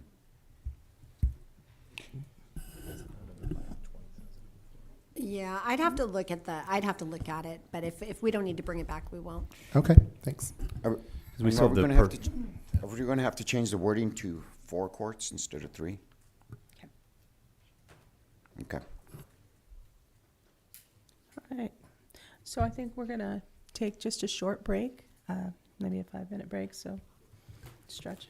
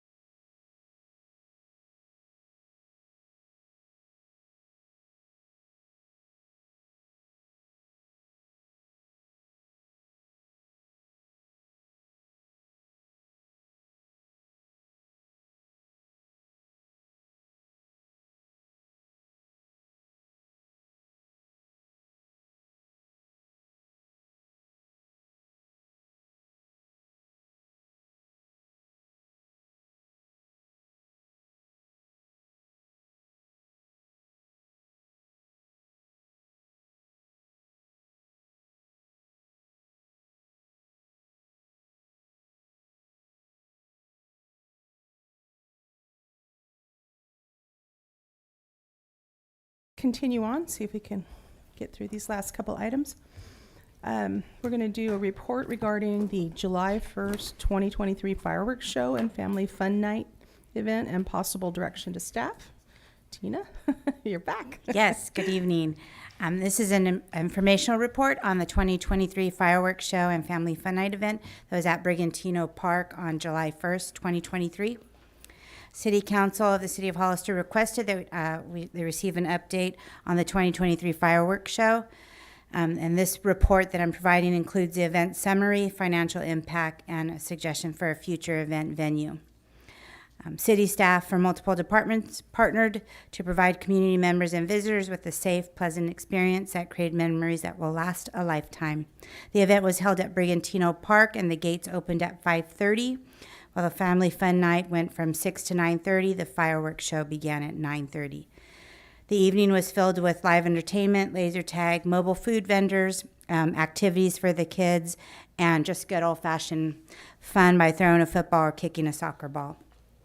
350 cars were parked in the parking lot and the grass area at the park, and staff collaborated with the San Bernardino County Express on a transportation shuttle, and the County Express transported guests to the park from 5:30 until 11 p.m. The County Express provided 2 drivers to transport our visitors, and there were 5 locations throughout the city of Hollister. The busiest areas were West and 4th Street and Miller and 4th Street. County Express shuttled approximately 350 attendees from the 5 sites throughout the evening. CAL FIRE was on standby supporting our city's fire department. And then after the event, during the debriefing, the city's fire department reported 3 fires near the riverbed that were extinguished, and staff agreed that the park is not a favorable logistics site for the future event. Traffic was backed up on the 4th Street near the park entrance. In an emergency, the park's one-way entry and one-way exit complicates matters for emergency vehicles. For future special events, our police department recommends directional signage and 2 message boards with slow traffic event ahead be placed along the route.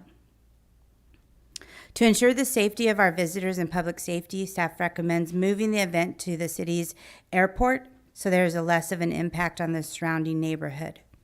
There's plenty of space on the tarmac for the event, ample parking, excellent fireworks viewing, and enough setback to shoot the shells, and accessibility for our emergency responders. City staff will pre-plan by anticipating any difficulties and concerns connected to the event activities surrounding the environment and being prepared to respond to any unanticipated problems during the event. The financial impact was estimated to be $46,000, and that covers staff time, public safety, entertainment activities, and the fireworks display. That completes my report.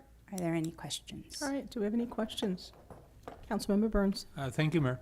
So, thank you. I understand it was an amazing event, and it really shows the staff's commitment to serving our community. So, I agree with taking it back to the airport. That seems to be the best alternative in my mind. And have you done any thought about maybe doing some sort of a drone versus fireworks presentation? I happened to notice that Watsonville, I believe, at their airport just did a drone show just maybe this last weekend to celebrate their 75th anniversary. And so I would hope that we could explore other alternatives if they're safer than the current option. Thank you. Thank you, Mayor. Thank you. Councilmember Resendez, questions? No questions, thank you. Councilmember Perez, questions? No questions. Vice Mayor, do you have any questions? Thank you, Tina. I attended the event, so just want to say thank you to staff for all the work. I know that a lot of people were there, and I think your report is reflective of what I saw, which was very nice fireworks, but the logistics were a lot, and a lot of people were backed up, and the conditions getting to and from were very dangerous. So thank you for the recommendation. All right, I don't have anything to add for as far as questions. Do we have public comment on this? Mayor Casey, there are no public comments for this item. Okay, so any further thoughts from council? No? Councilmember Resendez.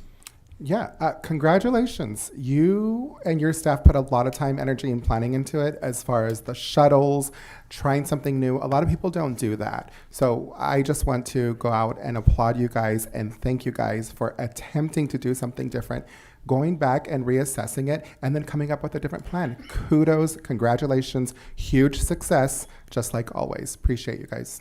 Thank you. Councilmember Perez, anything to add? Yeah, I was just happened to attend that event. It was great. I loved, like Dolores said, your report was spot on. You know, all those things happened. I think that Hollister, I don't know. From talking to you, and I'm glad to see how you think about, you know, because we are getting to be a bigger city, that we need to start planning for bigger events. That to me tells me that you're thinking ahead for the future. So that means you're going to stay.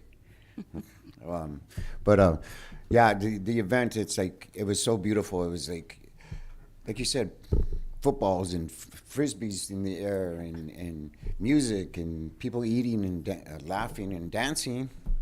It was great. It was good to celebrate America that way. Thank you. Vice Mayor, anything to add?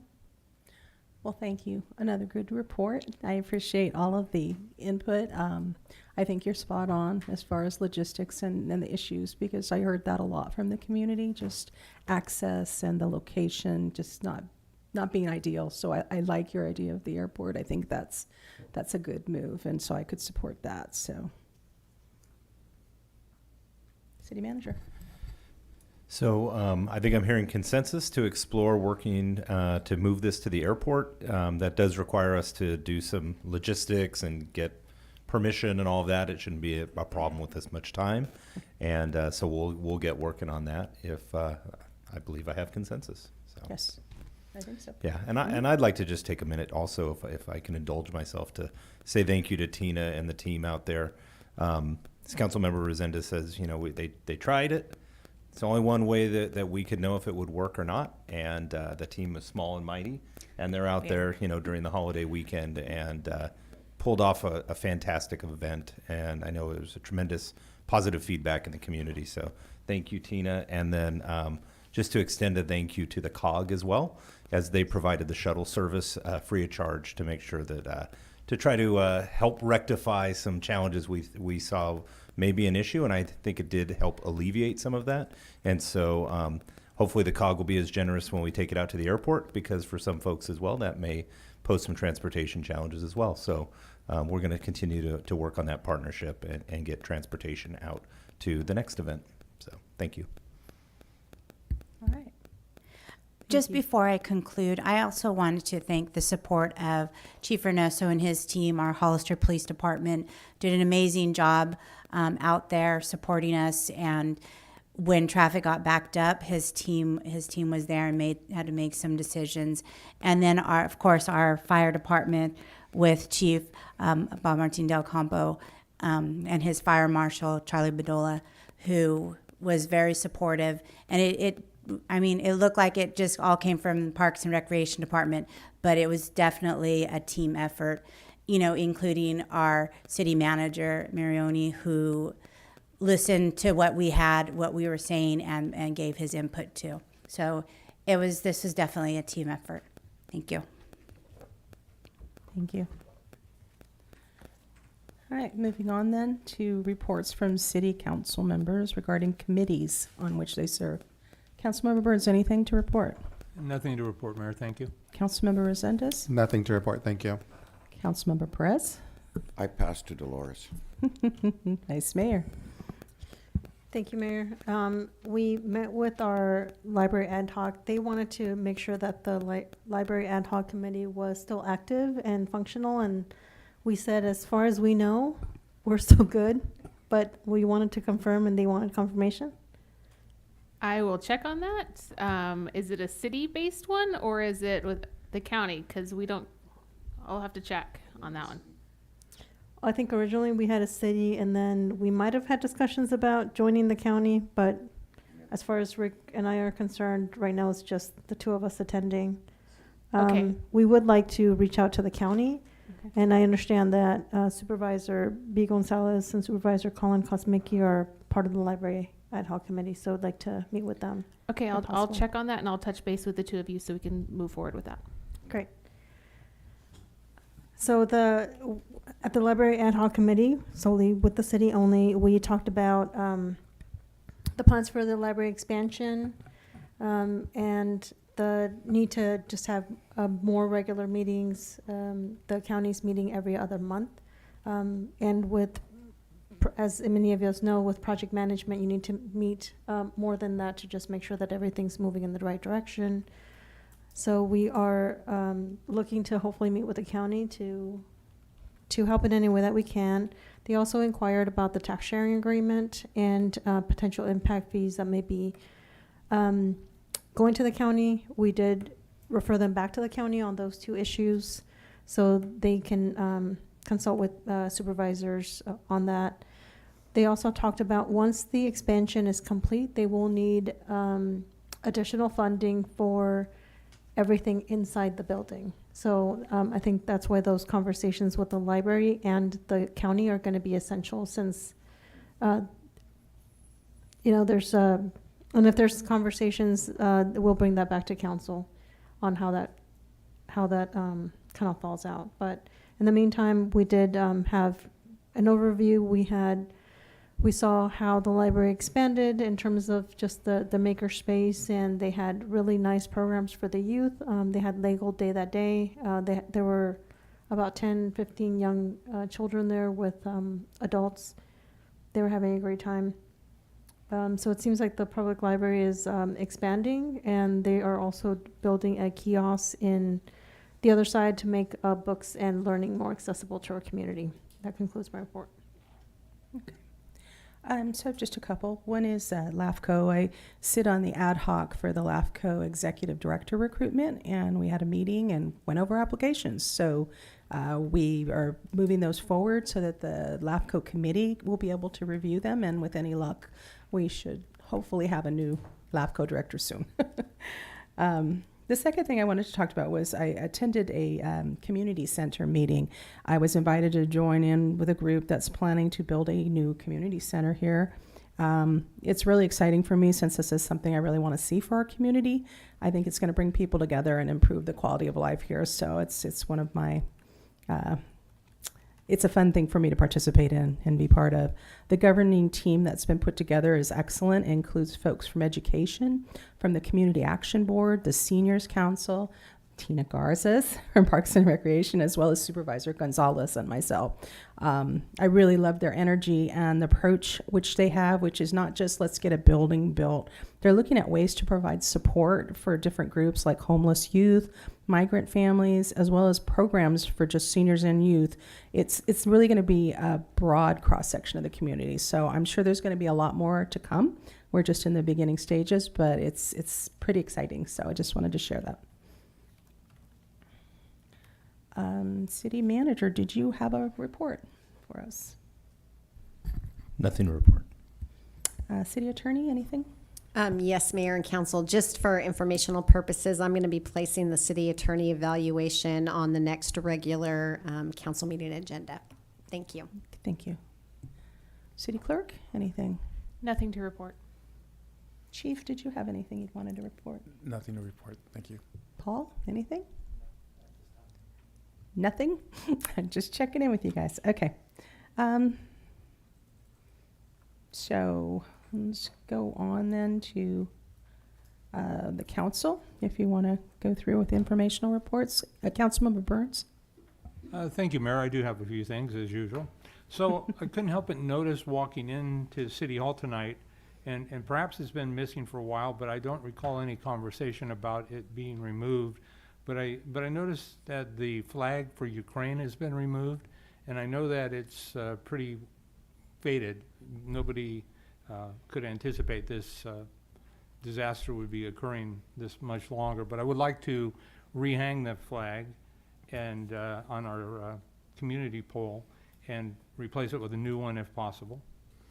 Driving in, I came down San Benito Street, and I came down 4th, and I couldn't help but notice that the bollards remind me of the Lad Lane fiasco. And I would like to see those replaced with a higher quality, lower height bollard that will allow not to distract from the entrance to the downtown. Overall, the downtown is starting to look a little worn, and so I think we need to really do a further assessment on how to improve the downtown area. And so I've challenged you as council members to recognize businesses and services that have been longstanding in our city. And so with that, I have a recommendation for 4 additional for certificates of appreciation. And so the first will be for Dr. Mohammed Al-Hassan. He's actually my personal physician, and he's been treating residents of Hollister for at least 25 years that I know of. Excellent facility, excellent staff, caring, kind, deals with a lot of senior citizens, and I've never been anywhere where I've seen better service. And I sense that the doctor could make a lot more money in other locations, but yet he's chosen to pretty much grow up in Hollister. So also like to see us give the Country Rose Cafe a certificate of appreciation. I remember when they were at Chevron, and then they were over down off of 4th Street at the donut place, and so they've become a staple of our downtown now, and so I'd like to see us move there with a certificate of appreciation. Also like us to award Premier Cinema a certificate of appreciation. Again, I think all of these people have been here 20 plus years. It's amazing to me that they could survive the pandemic, and yet here they are. And so, and then the final one for this council meeting would be the Round Table Pizza. Again, been here 25 years or more, I'm sure. Both of my sons grew up working in there. One is a pizza maker, the other is a driver. And so very healthy, long-standing business, and they make Hollister part of who we are. So I would like to thank the city manager and I'm going to assume it's the Public Works crew for repainting the crosswalks at Sunny Slope Elementary School. Thank you. I think it's a little safer now, and I'm encouraged by the city manager talking about a regular maintenance plan for not only that particular school, but for other elementary schools or schools, period, as they fade during the summer months. Thank you to staff as well for getting right on and getting those bollards removed off of Ladd Lane. I drove down it the other day. I almost think it could pass as it is. It was kind of fun with the wiggles, but it's amazing how much better the sightline improvement has been just with that removal. So thank you, staff. I appreciate that very much. I would like to get a status report, city manager, at your convenience about filling the airport director position, as well as moving forward to fill the vacant assistant city manager position. I would like to thank our planning commission for moving forward with the Panera and the Wendy's projects. Again, I think the more services we can provide to our residents, the higher the likelihood we'll stay in Hollister to use those services, and everybody benefits from that. So thank you, Planning Commission, in moving that forward. I would like to say, let's go Lady Baylor's flag football team. We again have the privilege of having a new sport in town, and so let's go Lady Baylor's. I want to bring up a subject that I think it's DOA from comments that were made the last time, but if it's got even a pulse left, I think it's time for the council to start talking about the motorcycle rally for 2024, if there's going to be one, rather than kick this can around for months towards the end of the finish line. Sooner is better, in my opinion. And so with that, Mayor, that will complete my comments. Thank you. Thank you. Just one quick thing. We are already giving a Country Rose a certificate. You had mentioned it before. Did I? Well, yeah, I signed it tonight. Must be I probably ought to see my doctor then. So, all right, thank you. You're welcome. Councilmember Resendez. Thank you. There's talk and there's organizing amongst the community that wants to see a performance arts theater. So what I would request is that we make an official ad hoc committee. I would ask that I be placed on the ad hoc committee along with Mayor Mia Casey, and potentially go to the meetings for the community center and see if we could potentially work together. That's my one ask for tonight. Councilmember Burns, I have a brand new Ukrainian flag if we need one. I'm happy to lend it to the city. And of course, 100% do support having the discussion about the motorcycle rally coming back. Thank you.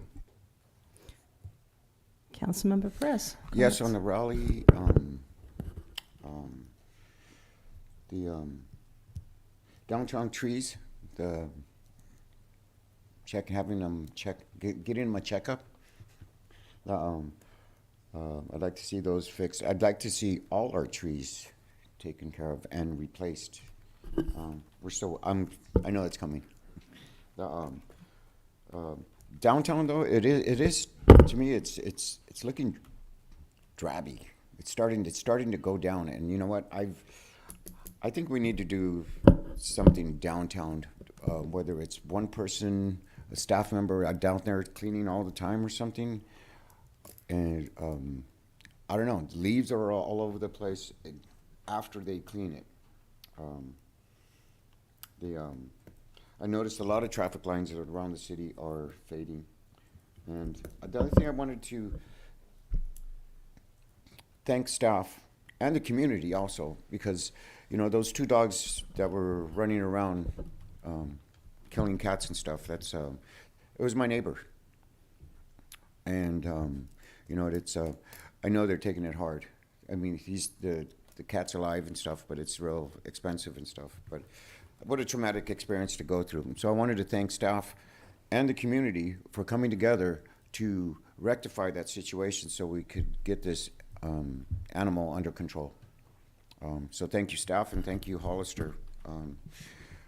We don't know. We could have saved another cat, maybe a rabbit, maybe a kid from getting bit. But thank you all. Planning Commission. I went to the Planning Commission, and you know what? They run a meeting like none other. Oh my God! If we could only get to their level.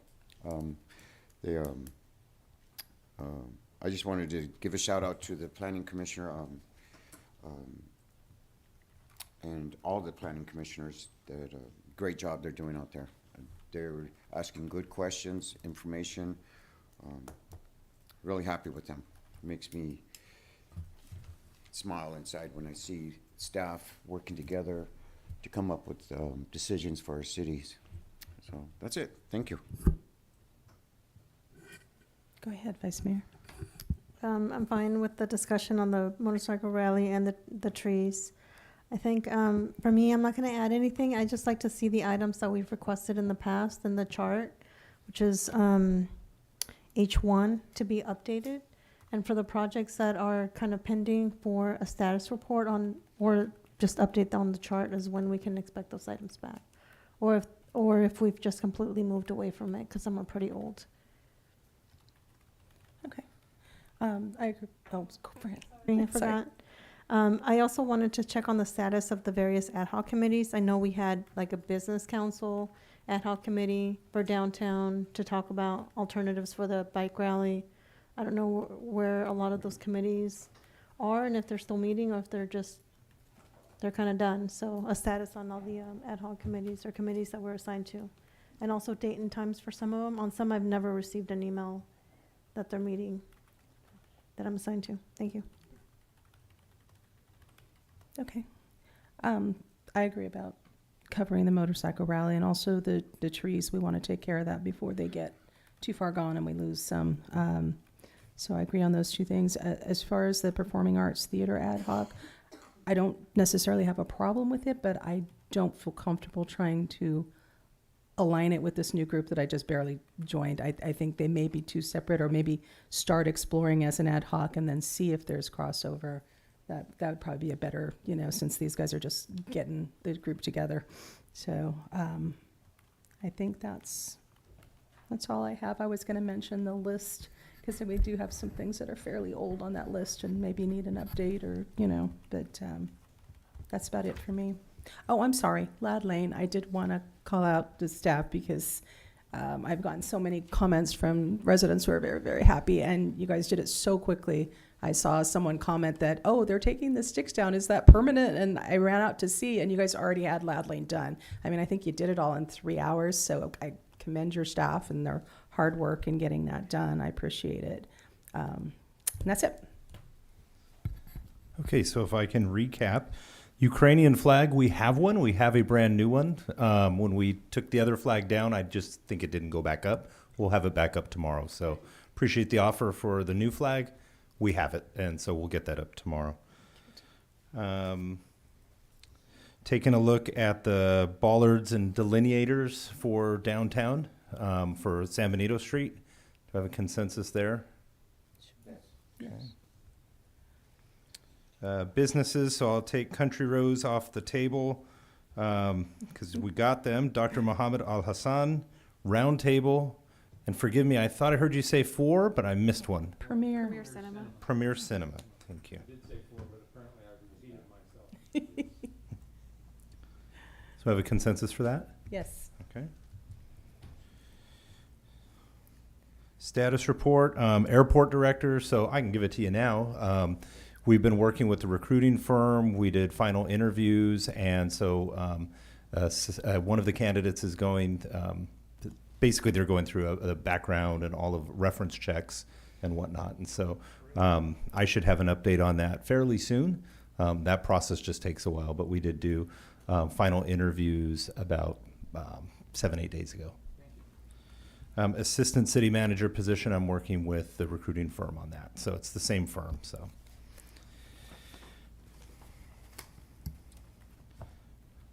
For motorcycle rally, I already heard consensus.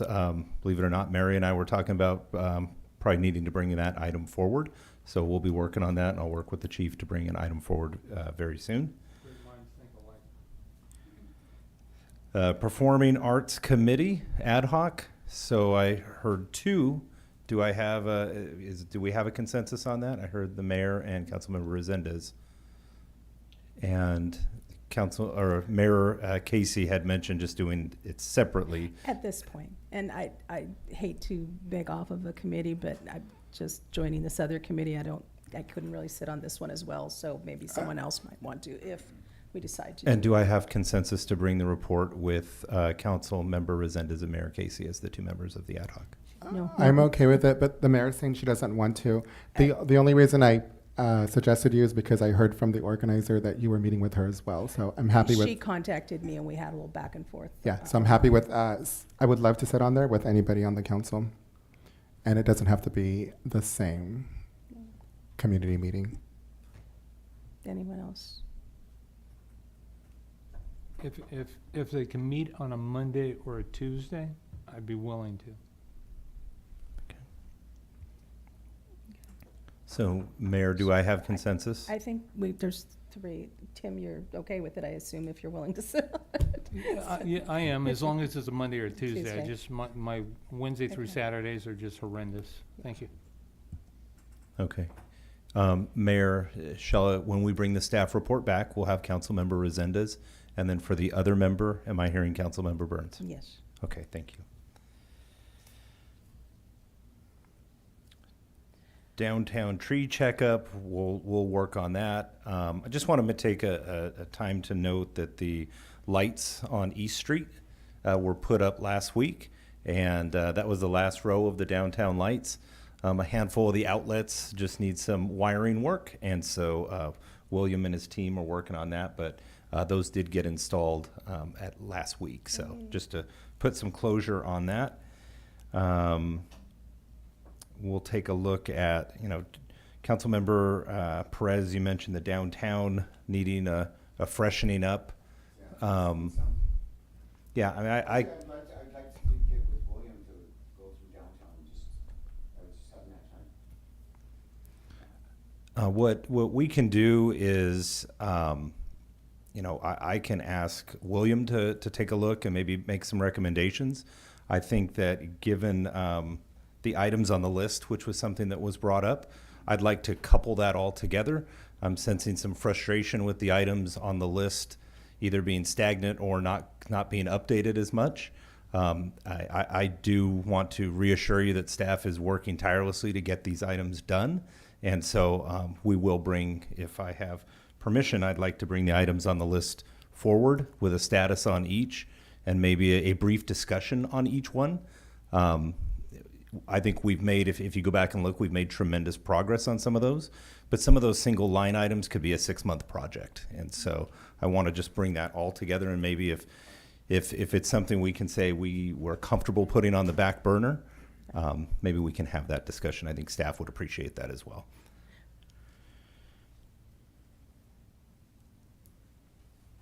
So you're done, David? You got I'm more. just double checking. Okay. Status of the ad hoc, we can provide just an update to all council in a memo just on where they're at, all of those. And I believe that's all the items that I needed consensus on. Okay. All right. So do we have any other, let's see. Nope, I think that's it. So do we have a motion to adjourn? Is there a second? Second. All those in favor? Aye. Yes. Yes. Motion carries 5-0. Meeting's now adjourned. I'm going to bed. I've been working too hard. Recording stopped.